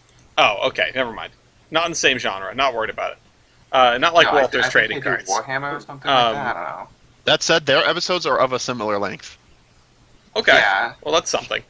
I mean, I feel like most podcast episodes are around this length. It's like between a half an hour and 2 hours is like, that's a podcast. Well, no, so I just want to say this because the thought came to my mind. In the event that this thing that doesn't exist, which is, you know, people are worried that you can find the right frequency and tell a Fred to dump the train, right? You'd need to know which Fred, which end device that you're trying to get to do that. And if you somehow manage to find a universal one, like, you would do that in an area, and all the trains around you would go into emergency, and then they would just sort of triangulate where you were. That's true. They would You know? very easily be able to triangulate exactly where you are. Just like the middle. Here's all the trains that stopped. The middle of that circle. That's send the cops. Send the Yeah, Pinkertons. it's also just like, where did this random radio frequency come Yeah. from? Oh, Yeah, that man right there. He just played the brown note, but for trains. look, there's a dog on the cam. There's a giant ass dog on the cam. Oh my god. Why? You know how on layouts, like the controllers have like the emergency like stop buttons. Yes. Like That's literally what it is. Yeah. People, I feel other like thing- people are assuming that exists, but what really exists is someone else grabbing a controller, typing in your locomotive number, and putting the throttle down to 0. Like, and for that they have to know what locomotive you have, and also, have a way to access it. Like, they need to know the correct. and be within like a code. couple miles. Yeah, well, I mean, it depends how powerful your transmitter is. I'm sure if you were Lady, like, get your you know. dog. You're walking away without your dog. You got a dog? Look on the like, camera. Woof, woof. the idea that there's Hey, I idea didn't that know there's just like, Okay, I didn't know my mother was on this. wow. What? Oh, that's nice. The idea that dog's there's really cute. there's a frequency of, like, just a frequency you can play that will just turn all the trains off. It's so That's funny not to a me thing. too because it's like, oh my god, this is gonna shut down the whole thing, and it's in reality, it's just like, oh man, and I turn it back on. Well, and even, like, if someone manages to do it, that would be a different story, right? Like, this is all speculative, right? No one has managed to remotely dynamite a train yet. That we're aware of. That we're aware of. But, like, if it starts happening, that's another step towards the chaos. But it hasn't happened yet, which implies that despite the fact that it's theoretically possible, it's not, like, practically possible. Okay, so what we need to Yeah. do is we need to write a bunch of articles about how sending a giant EMP pulse could destroy the entire transportation system, and we need to fix it right now. Well, I mean, that would be a problem. This is exactly why we have to switch to trucking and build more lanes. Yeah, obviously. I've never seen a truck get EMP'd before. I can't refute that. I don't Yeah, think many people have seen a truck get EMP'd before, if anyone. No, I'm sure actually, there's a scene in like Transformers somewhere. there's actually a new epidemic in trucking that we need to fix right now, and it's called a spike strip. I don't know if you guys have heard of it. You could shut down trucking all over the United Shut down States the using entire this interstate this network secret with one device. trick. The truckers don't want you to know about this. Yeah, me with my You like don't even auto, need to like use, spike strip. Heck, you don't even need to use a spike strip. Just get a box of dollar store thumbtacks. Yeah, just like Oh. throw them all over the Oh. road. Caltrops. I just thought of something I need to talk about. Go ahead. Unrelated. Is it related More to, local like- servants. okay. It's not related, but I just thought about it. I completely God forgot. damn it. I bought 2 stickers today, or yesterday. 2 Conrail stickers from the Conrail Historical Society. The logo and a locomotive type. And I'm What a proud to nerd. announce that soon my car will be a Conrail B36-7. Almost. I mean, that's awesome. What a Anyway, nerd. so back to terrorizing truck drivers. yeah, Just thought about that like, right there, and I need So to what say we're it. doing is we need to send a Nick to like T-bone like 18-wheelers. he just got like the confirmation email is why they just got shipped. That's why it came to mind right now. No, okay. So here's what we got to do to really get the one up on truckers. Okay, you ready for this? We take all the Okay. railroads and we merge them into one big railroad. No one's thought of this before, right? Okay. But how will that benefit the shareholders? Well, My biggest You tell regret in me. life is using too much PTO and not bringing enough value to the shareholders. Oh, that's No, what oh I my was going God, to I- talk about. Like, Dang I don't it. even know if this is trying to think. East, you just my reminded me of topic. what my article was going to be. what was it going to be? Oh, okay. It was going to be the article about CSX looking for merger to please shareholders. Oh yeah, don't worry, that's I in was here. literally about to talk Take about it away, East. No, I watched the entire interview he had with whatever news organization that was, and the amount of times he said we need to like preserve our value for our shareholders or increase the value for our shareholders was in fact far too many. Not once did he say to help America, help the people, help even like the employees, anything like that. It was always about he literally every time said we need to help improve the shareholders, and I'm like, oh my god, like things I can't say on a podcast. Just like Expletory expletives. this is the problem, right? Like this is the whole problem. We've definitely talked about it before, but it's like when what's the saying? When a metric becomes a goal, it no longer becomes a good metric. When all you're doing is trying to make the share price go up, the idea of running a good and functional railroad, it goes right out the window. So the solution is to merge all the railroads together, right? Exactly.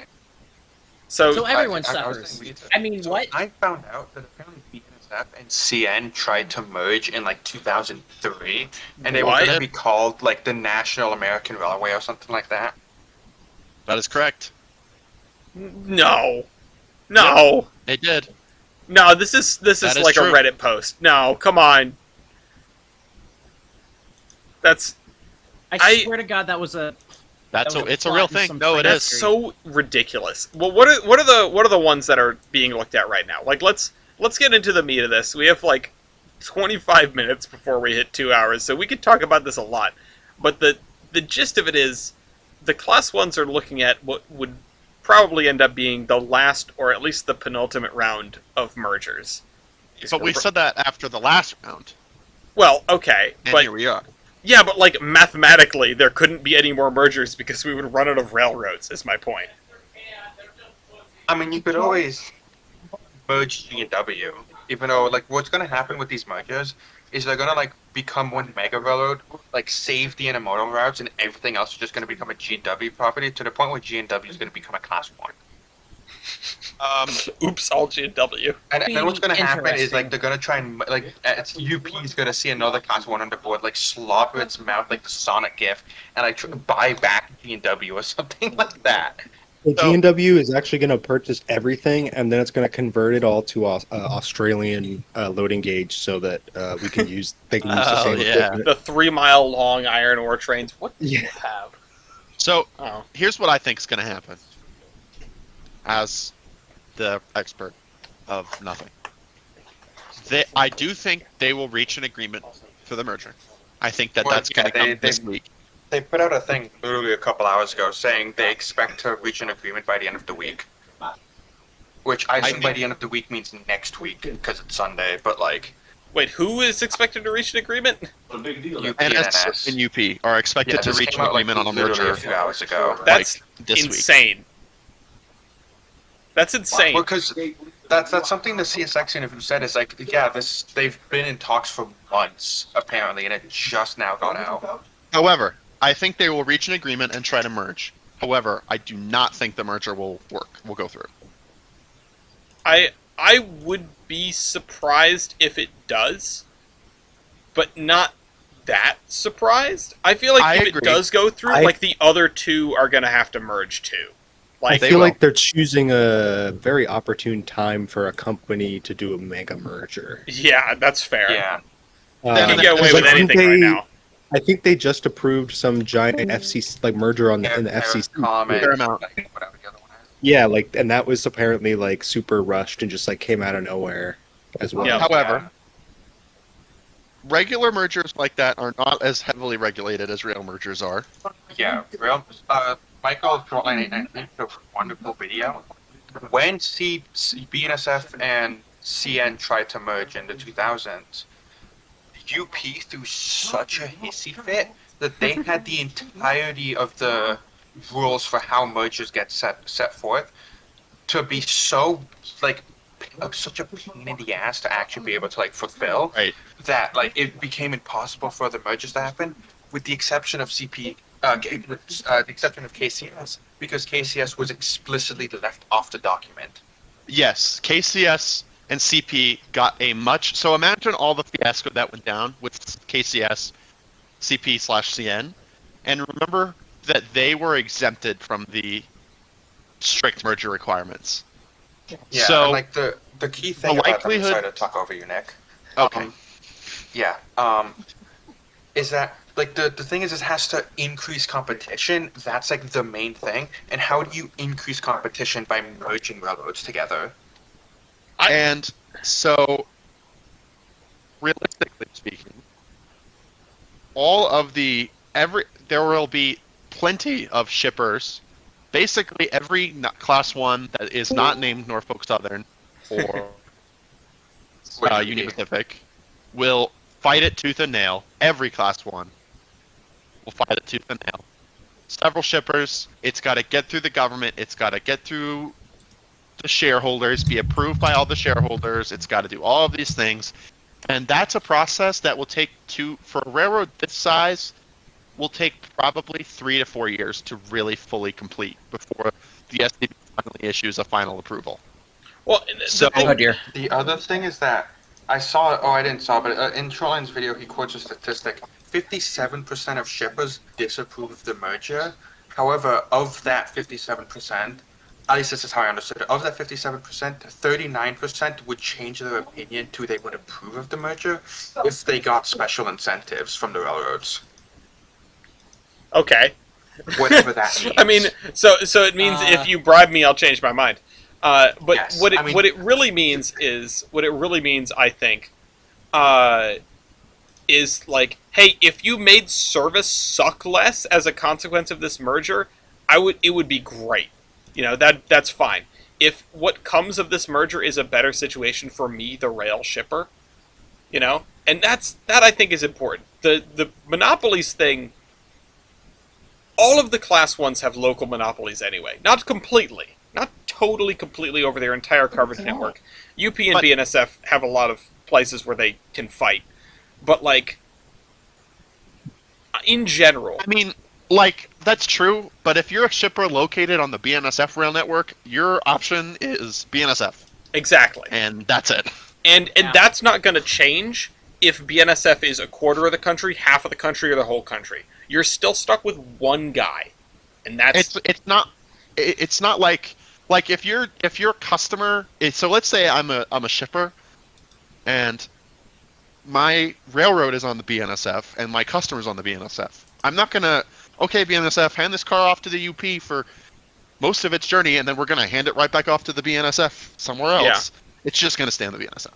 I mean, that's the idea of reciprocal switching, right? Is to let other class 1s come in on their opponents' territories and take care of shippers which are being underserved by the railroads that actually tie into them.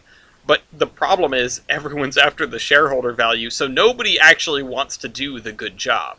Like, even if reciprocal switching existed, which I think it's still sort of it's like a theoretical thing.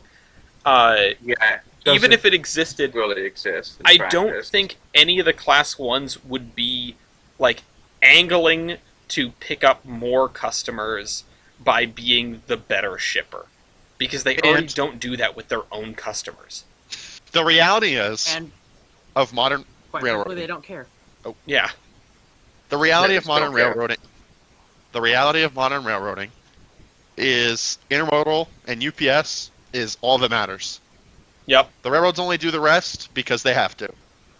If the railroads could stop intermodal and only run, or stop everything else and only run UPS stack trains, they would. They absolutely would. Well, like stack trains and coal. You know? Not coal anymore. Coal's dead now. Well, for a while. Unless you're the Reading and Northern, and coal was not dead. Well, that's a special type of coal. I think it's Henry's special coal. Maybe the only type of reciprocal switching, like quote-unquote reciprocal switching, is what UP is doing in Salt Lake. Because as you can see on this map, there was no BNSF near Utah. Well, sorta, kinda. They have trackage rights and haulage rates, so they can. And also, it's not technically BNSF. It's Utah Railway that does it. So technically, it's basically BNSF, sort of, kinda. I could ramble about this, but it's not the subject of the discussion, so I will refrain. There is a different discussion topic article here that is about exactly the situation. Oh in no, Salt I Lake should have City. talked. Can I talk about the Salt Lake Intermodal Terminal while we're here? When we're done with this, if we have time.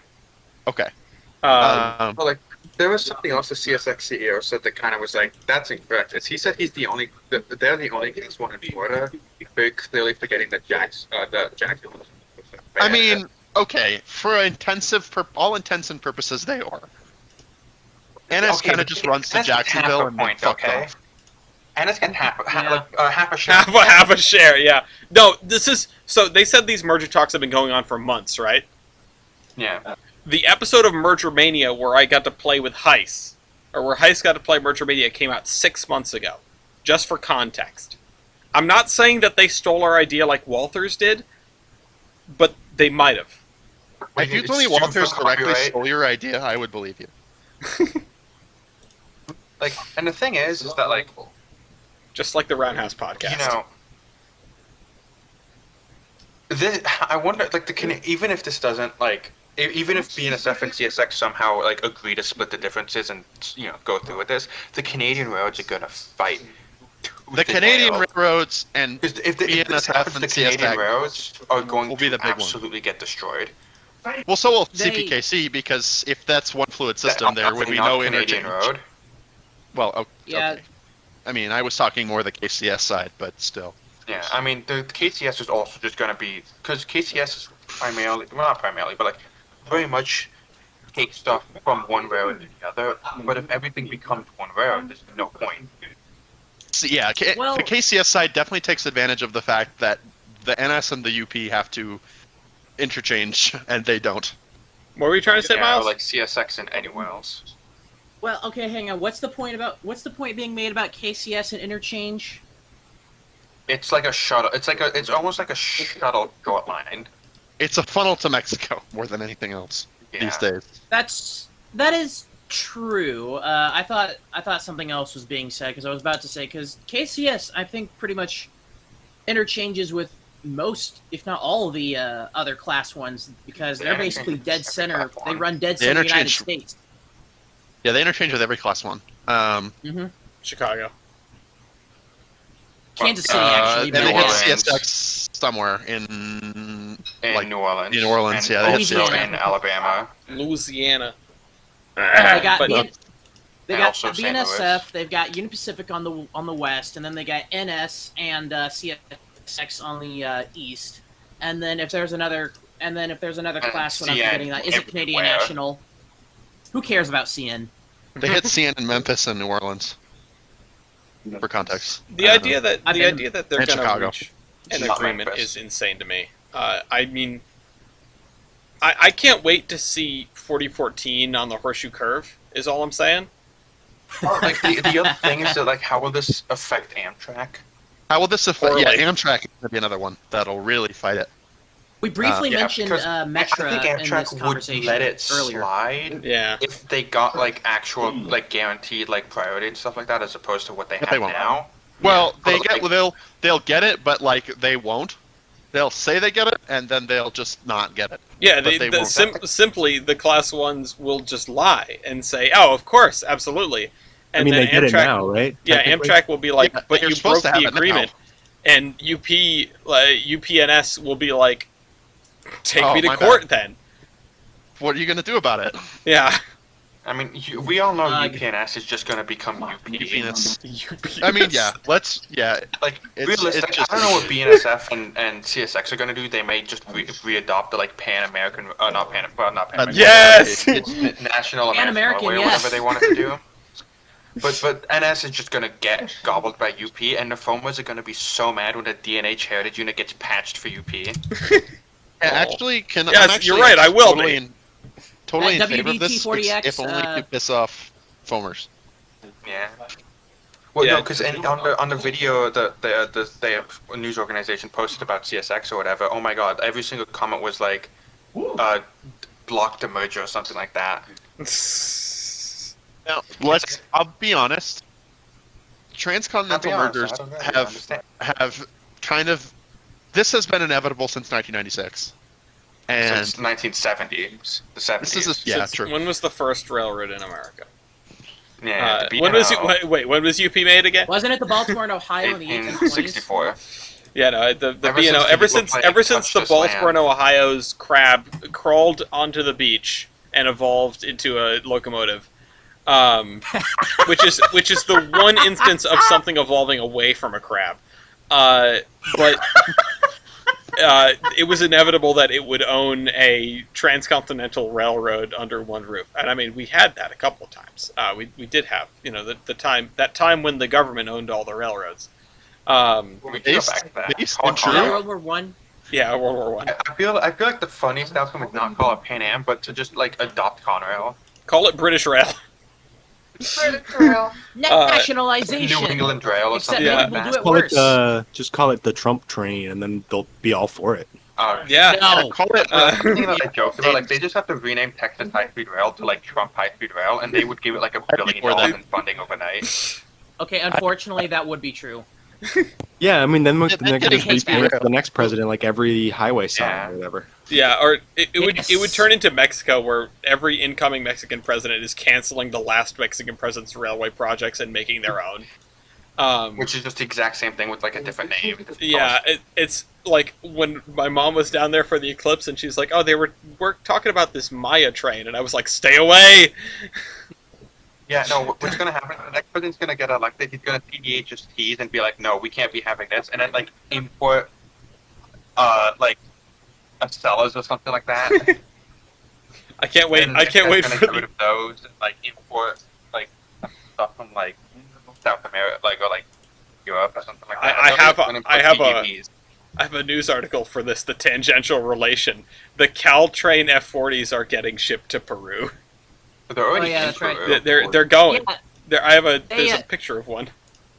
they also Yeah, got galley. I've seen They the also videos got of them gallery arriving cars in down Peru. there, They had, like, and a it's whole already party. It was derailed. great. Of course, it's already derailed. I'm in a state of Oh, I heard it was already derailed, and I'm like, yeah, ha, ha, ha. I was gonna joke, but like, how did it already derail? That's really funny. Okay. So, funny story about that. I'm in a furry server, and I've got the reputation of being the train guy, of course. Yep. So one of these furries in Peru just so happened to be there when they got the stuff down to Peru, and they were shipping it via rail. Well, they were standing there recording it, and it just derailed right in front of them. And I'm going to see if I can't get that video now. That's fantastic. That's really fun. Immediately off the boat and onto the ground. Okay, you know what? I have a couple of thoughts more on forming Pan Am. How will this like I can't wait for the UP to like run out of like class ones to buy, so they like, oh, we're gonna buy the Alaska Railroad next. Yeah. And he wept, for there were no more worlds to conquer. They're actually gonna buy JNR. Okay, but in the event that like UP and whatever BNSF and CSX form, like, there's one of them just gonna merge. Like, they each gonna choose a Canadian railroad to merge with. Yeah. It's Merger Mania. Here we go. Yeah, and they're gonna be like, what of it? And just do like hostile takeovers. Like BNSF gets like CN, and Union Pacific just because it's still called Union Pacific. Everything's still on the yellow. Listen, if ever, and I will lay this down, if ever there are no more worlds to conquer, if all the class ones are gone, we will not do the class 1 mantle anymore. It'll just be the compendium of train wrecks, which will be very sad because we can't award anybody, but at least we can do best It's wreck. gonna become like the class 2 mantle of responsibility. Yeah. It's much harder to get Short information on when class 2's been it, but that's fine by me. You know, I think that's kind of funny.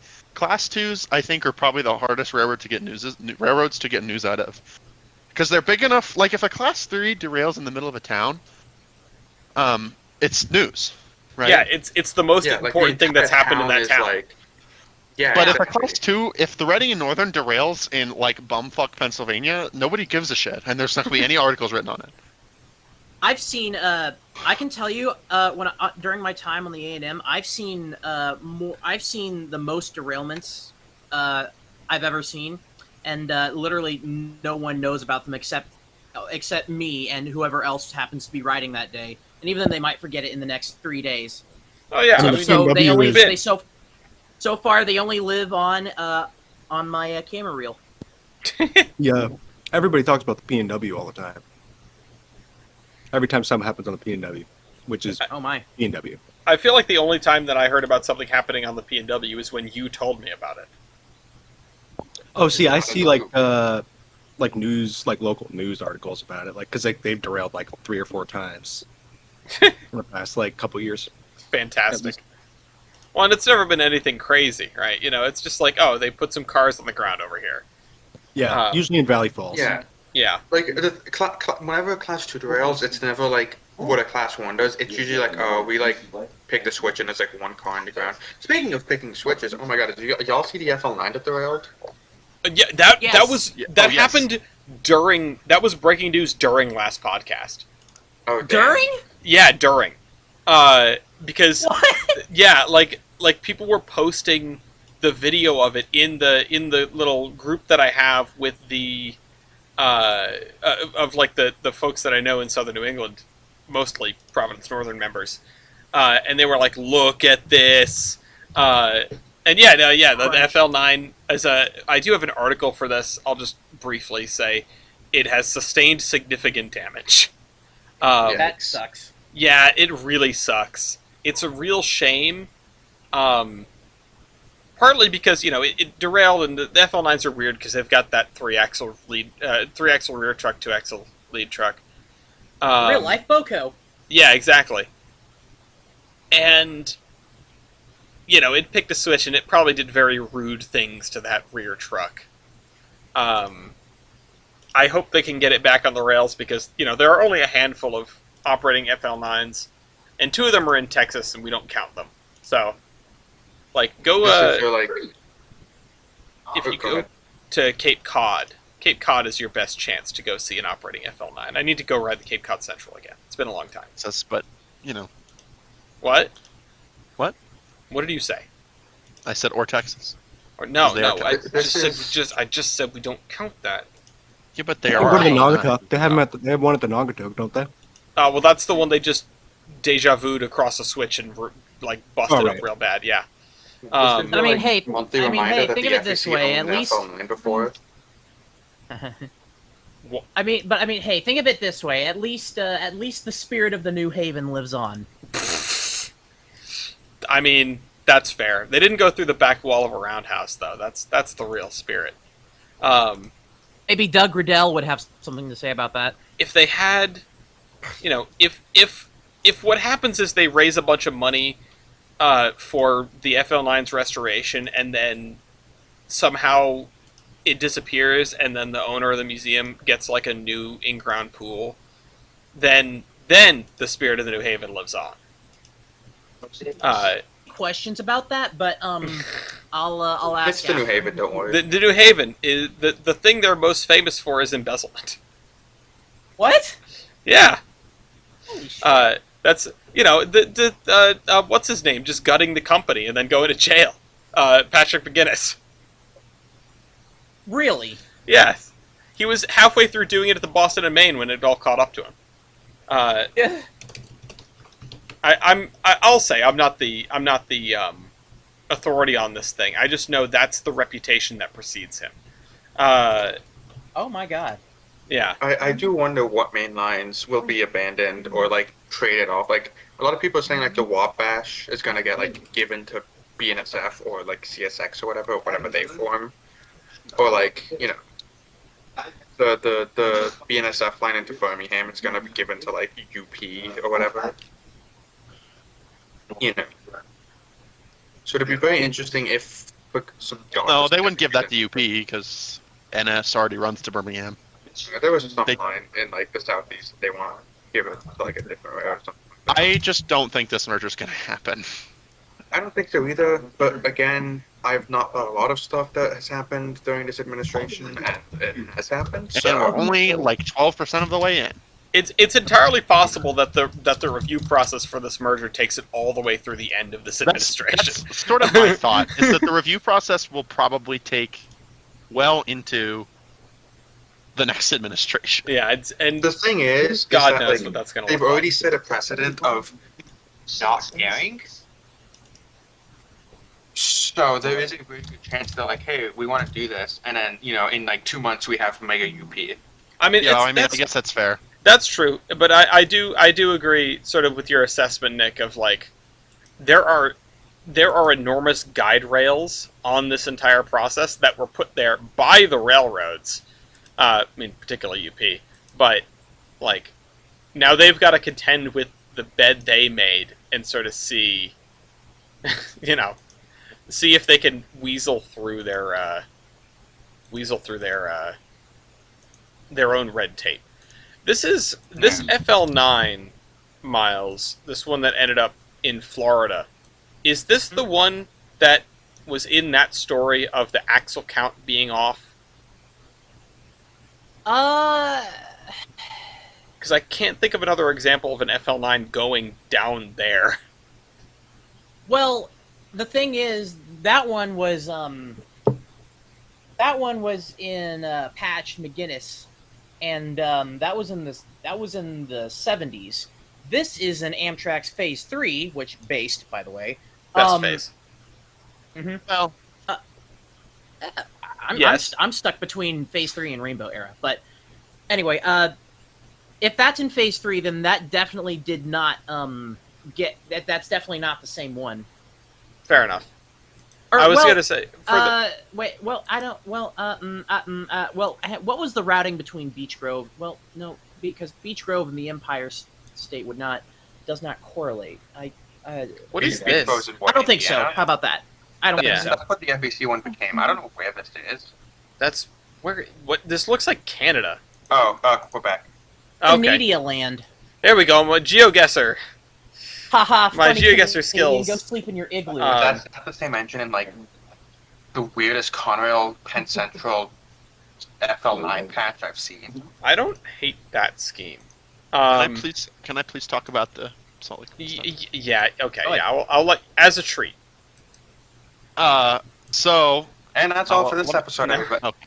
This is the last thing we're going to talk about, but go ahead. I apologize. I just forgot about this, and I want to talk about it. So a couple of weeks ago, it was reported, or a couple. I'll just tell the story as I watched it unfold, because I watched this unfold very closely. About 2 weeks ago, there was a post on Facebook that said, "Hey, by the way, there's a bear table sitting in Denver, getting ready to head over the Moffat. A BNSF bear table getting ready to head over the Moffat, destined for Salt Lake City. No clue what it's doing there, but it's destined for Salt Lake." Okay. And so we get a little bit more. I'm talking to a friend about this.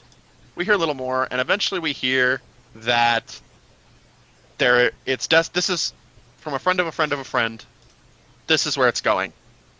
This is ish where the new facility is. So I have a friend that drives out there, and magically the deceptive intermodal rail terminal, or the DIRT as we're calling it, Wait, has magically, deceptive? because nobody knew it was being built. Okay. Nobody noticed it. Nobody saw it until there were suddenly intermodal trains coming in. Nobody knew this was going on. How do you not So it's- notice an intermodal terminal being built? I don't know. Well, Nobody in did. fairness, in fairness, if you're not paying attention, a lot of things can slip under your radar. I mean, that's fair, but it's just like, damn. It was, well, in fairness, it also was just a dirt field for a while, and then Yeah. they just it's a dirt field, so it's not very, and it's not very big. So it looks like it's just, oh, they're building like another transload there or something. Yeah. But anyway, so my friend goes out and says, "Hey, there's actually like intermodal cranes like sitting here and a bunch of trailers sitting here. We have no idea when these got here, but they're here now." And so the first train came in and came out, and then the first thing that happened was BNSF and UP gotten in, doing what they do best, and bitching at each other, Yep. as they do. So BNSF UP went to BN and said, "Hey, we didn't get enough warning on these trains. You guys fucking suck for that. Like low key, like that's pretty cringe of you to do." And BN was like, well, actually, So they filed a petition with the STB. I'm sure Ellis can find the articles, or I can find them. I have the article. I dropped it in the cargoes for everyone to sort of follow along, and I'm reading as you're explaining, and I'm just like, this is wacky. So the two railroads bitch fought, and BNSF filed an emergency complaint to the Surface Transportation Board, being like, "Hey, we promised people we'd run this," and the UP was like, "Well, it's not our fault. You fucking are a loser, LOL." And Holy crap! and didn't follow it right. And so they go through the STB stuff, and the day before the STB ruling was to be made, they reached an agreement.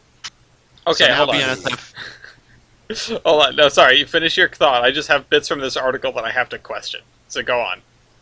and now they run the trains. That was all. Okay.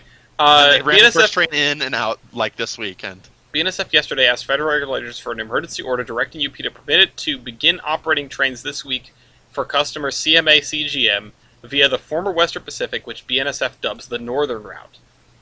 BNSF respectfully requests that the board promptly issue a decision ordering UP to allow BNSF to run double-stack intermodal trains eastbound and westbound over the Northern Route, pursuant to BNSF's trackage rights over these lines, and ordering UP to provide crews for these BNSF trains. Because I assume at this point, I mean they have to, because it's their trackage, right? So it's like UP was just before this I forgot pound something sand. important. I forgot something important. It's true. So the reason they fought was because BNSF. So hidden in the 1996 merger agreements. Yeah. And for context, up until 2007 or 8, Donner Pass was not able to run double stack. You were not able to run double stack container trains over Donner Pass. The tunnels were not built tall enough to fit double stacks. Yep. And part of the conditions for trackage rights was if BNSF ever wanted to run stacked service, they had to pay for half, I think it was like half, of the double track process. Or the tunnel raising process, not double track. I know what you mean. Clearance problem. In 2007, though, UP came along and just did it on their own. They were just like, we want to run double stacks over this line. Like, fuck it. We'll just. I think the hope was that okay. I see where this is going. I think that the hope was that that BNSF would want to do it. They never did. So UP was just like, fuck it. Like, we'll do it ourselves. Whatever. Yep. Then BNSF, from this article, BNSF contends that the trackage rights agreement, which is part of the Union Pacific's 1996 acquisition of Southern Pacific, allows it to select which lines to operate over. Quote, at the time of the UP-SP merger, there was no restriction on BNSF running double-stack intermodal trains bidirectionally on the Northern Route, and there is no such restriction today. As in, it doesn't say anywhere that we aren't allowed to do this. And the reason that it didn't say it anywhere, I imagine, is because they physically could not. Right. So BNSF, UP claims, hey, so they said they want to run it over the WP both ways. So they don't have to pay the half, right? They don't want to have to pay their half. So they want to run it both ways over the WP because they can get around paying their half. And they also contended that even if they did run it that way, UP went and did it on their own, so they are not liable because they didn't consent to it. It wasn't for them, right?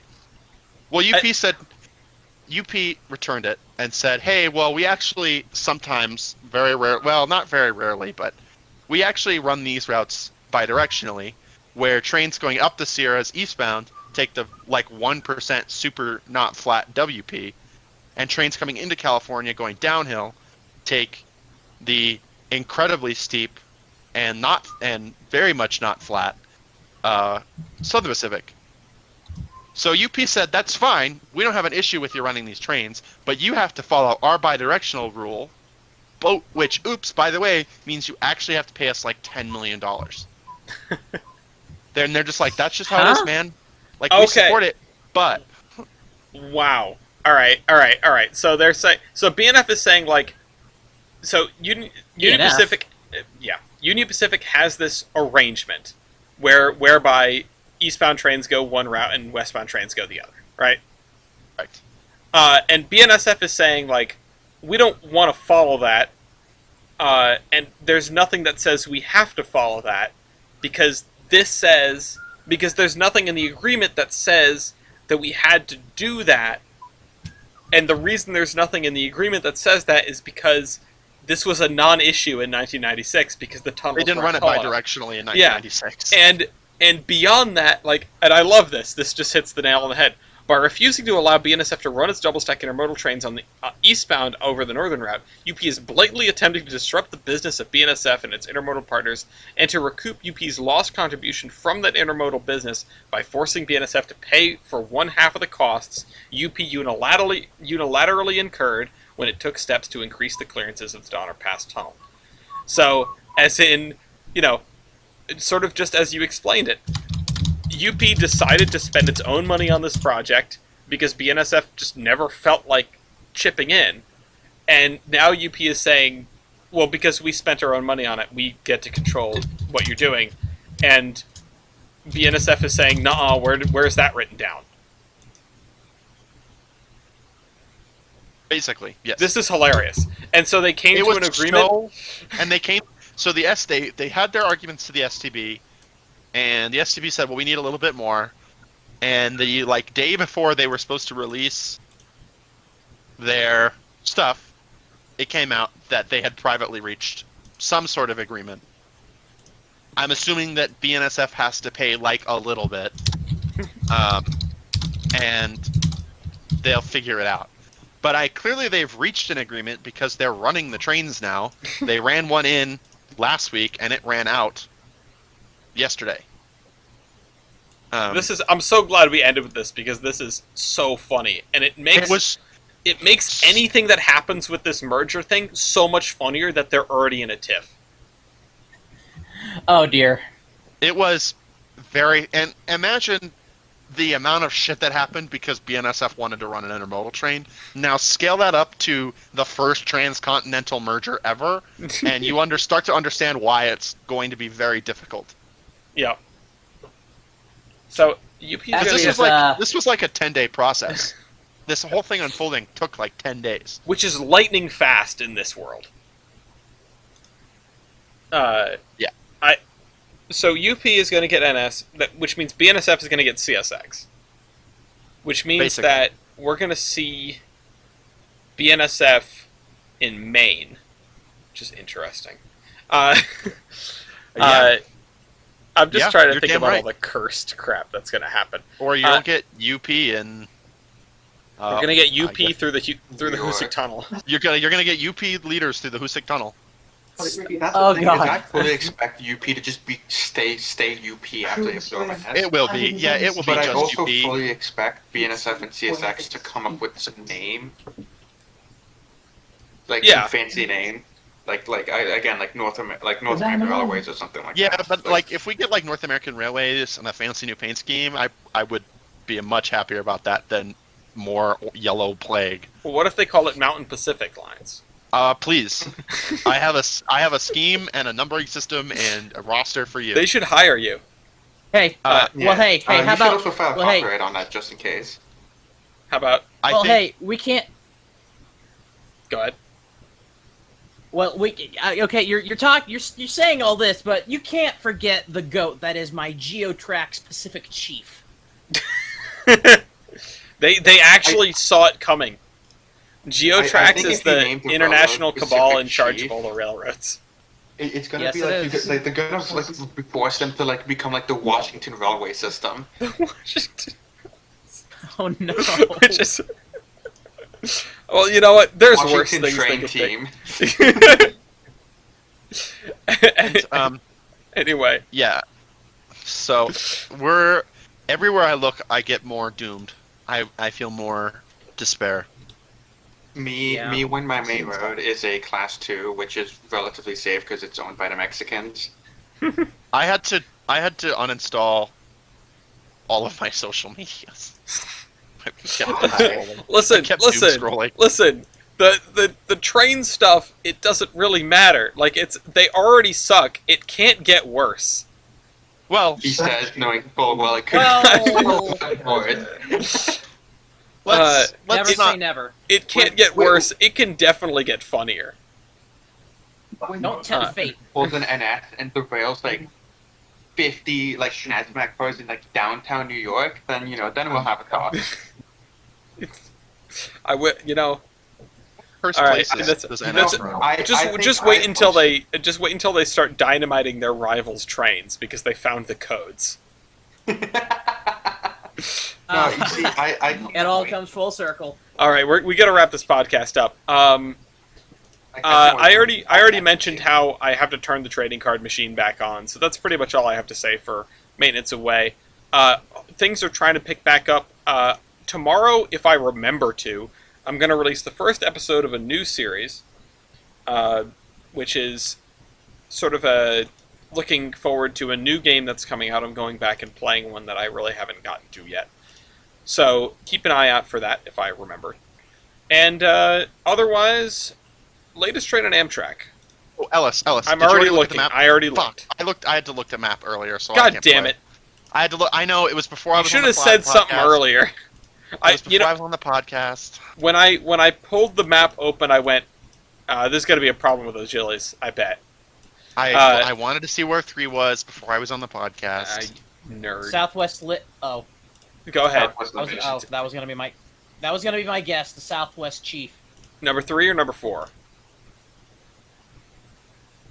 Oh, I forgot. I have to select the number. Eastbound or westbound? And Eastbound. there is a correct answer. Eastbound. All right, eastbound. TJ and East then, because Gonna do a gonna do an Acela. Why not? I know Oh, that they're was not gonna mine, be yeah. it, but I mean, does a canceled one count? no, if it's not on the Okay. map, it's not real. All right, I'm gonna do. You're not real. Westbound Builder. Westbound Builder. Okay. East. So the southbound Floridian last night got in several hours late. So Okay. I'm expecting a northbound Floridian to be very late. Okay. That is a southbound. Oops. Okay, this one is a northbound. Isn't that Railroad West? I don't do railroad anything. I hate trains. Cardinal direction. What? Agilities, give me your best guess for second latest train. Well, I also kind of know that answer because it was the one I wanted to see. I'll do third. Oh yeah, that's fair. What is the third? Fuck. Give me a Third guess. latest train on Amtrak. Yeah. Give me train 20. Give me 20. I feel like it's. Or no, you know what? No, I changed my mind. Give me 20. Okay, train 20, the Crescent to New York, is 49 minutes late at Anniston, Alabama. That is nowhere near the latest train on Amtrak, and it's not the third latest either. The Chief to Chicago, right? You wanted the eastbound Chief? I think that is number 3. Right? That is number 4, which is 1 hour and 36 minutes late at Trinidad, Colorado. There is also a number 4 somewhere else, I think. Probably would have just left, right? Yeah. Number 4, 17 minutes late at Fullerton. Left LA on time. The Empire Builder. The westbound. Is that what you wanted, TJ? Yeah, Westbound Builder. Westbound Builder, 15 minutes late at Winona, Minnesota. Damn Or it. 1 hour late at Cut Bank, Montana. All hail cut bank. Can we do Four- earliest train on Amtrak? Since No. I can, and you didn't look at That's that. not. Ah, damn. No. 40. Train number 40, the Floridian to Chicago. There's 2 of them. One is 1 hour and 34 minutes late at Cumberland, Maryland. And the other is 1 hour and 2 minutes late at Your mom's house. Palatka, Can't Florida. keep getting away with it. if I'm sorry to tell you, East, but it left Miami 3 minutes late. I mean, hey, that's like later than it normally leaves, so. Well, the bar is pretty low. The latest train on Where Amtrak the hour? is actually train number 8, the Empire Builder to Chicago, the eastbound. 11 hours and 43 minutes late at St. Paul. They picked up 5 hours of delay before Spokane, or before leaving Spokane. And then they picked up another 5 hours of delay between Havre and Williston. I think Yeah, that might have to do I've- with having to go through Glasgow. That's like not in America, so Yeah, they went way out of the way. The second latest train is that Southwest Chief number 3. The third latest train, I think, is over here. I think might be train 19. The Oh, I Crescent should've to New switched. Orleans. I almost switched to 19 too. I would like to point out that Via is having an exceptionally well day, so long that you don't look at Toronto. Yeah, don't look at the main corridor. The rest of Via's doing great. Anyway, that's the Terminus podcast. Let's do the terminations here. Miles, you can go first. What is this? What I think it is? Yeah, it is. Thanks, TJ. I had to shout out my boy. I had a feeling. I'm sorry, you cut out pretty bad. What am I doing? What is your termination here? What's your last words for the podcast, or last link, or whatever you want to do? What I would just like to say is, for those of you who play trains, all three of you, please start commissioning Thomas the Tank Engine 3D modelers more. I desperately need more British Rail characters, both Steam and Diesel, but mainly Diesel. Please commission more Diesel characters. I need more BR Blue in my life. Based. All right, Based and true. Also, oink oink. hold on. Let me fill that in. I want more Thomas for trains. What about you, Julius? I want more BR Thomas. for Yeah, trains. check out the. I'm gonna give myself a quick shameless plug here. I'm gonna start uploading videos talking about the Mountain Pacific at some point. So please, On Approach Medium Limited please Light check out Productions. both my channel, which I'll link, and my Facebook page, which is HO Modern Mountain Pacific, and like it and interact, and also tell me that you think I'm cool and stuff. Yeah, if you don't think I'm he's bored, realizing he'll I'm put you down. I've forgotten the advertisement section. I skipped right past it. So, Julius, I will put your links in there. Miles, is there any sort of advertisements for you? Any place people can reach you or find your reskins or anything like that? Presently, a majority of my older Thomas reskins are on a Google Drive link. I can grab that for you, and you can put that somewhere. So that's what you want But to do? if Sure. people want to, my British Rail 7 planks are unfortunately Thomas server exclusive only at the present. I will be adding Okay. those to the folder later. I'm still trying to find a home for these. But if people want to also reach my YouTube channel, it's simply just Miles Lee, open parenthesis, Conrail Fan 76, close parenthesis. If you can drop a link, I'll put it in the thing. Yeah. Oh, okay. I want to change my termination, but I'm not going to. Okay. Well, what is your termination? My termination is the link to Shoreline 890's video talking about the merger, which was extremely informative. What I would have changed it to is if we scroll down a little further, slightly under BN Boston, Maine, whatever that is with the face, we have Tyler's episode 200 rambles, and I'm not going to torture him with some of the things he said there, Okay. including but not limited to 113 Royale on the podcast. No. That's not you torturing him with that. That's you torturing me with that. I mean, you two are like one and the same. I'm not sure how I feel about that statement. I don't actually have anything to throw in here. So, actually, no, I do. I'm coming for you, Walthers. I Walter's trading Go get him, cards. Ellis. Don't buy and Walthers trading cards. and burn You them. want to know something? The domain name WalthersTradingCards.com is completely available. Nobody has claimed it right now. You should have a redirect. Yeah, I was gonna say. I just think about that. Oops, tab to replace with that, and then I'm struggling to put stuff into the cargoes. I don't know why I'm struggling so hard. And then TJ, what is your final thing there?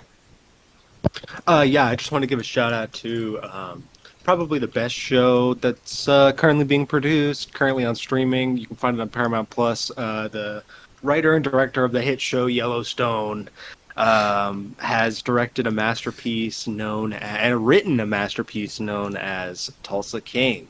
It is about a forlorn Italian mobster who gets exiled to Oklahoma, and The worst outcome. after being in prison for 25 or more years, so he has no clue what's going on with the world, and it's leads to all kinds of riveting hijinks. It's very It's a great show. It's a great show. great. DJ, Great. you ever heard the I phrase started that watching cash is king? You ever heard the phrase "cash is king"? Yeah, he So- goes to a coffee shop and they don't use glass anymore because it's bad for the environment. There's no I real guess. cups. And then he goes, "What? You guys don't have real cups no more?" And then he goes to a post office to try to mail a package, and they don't take cash. And he goes, "Have you heard the expression 'cash is king'?"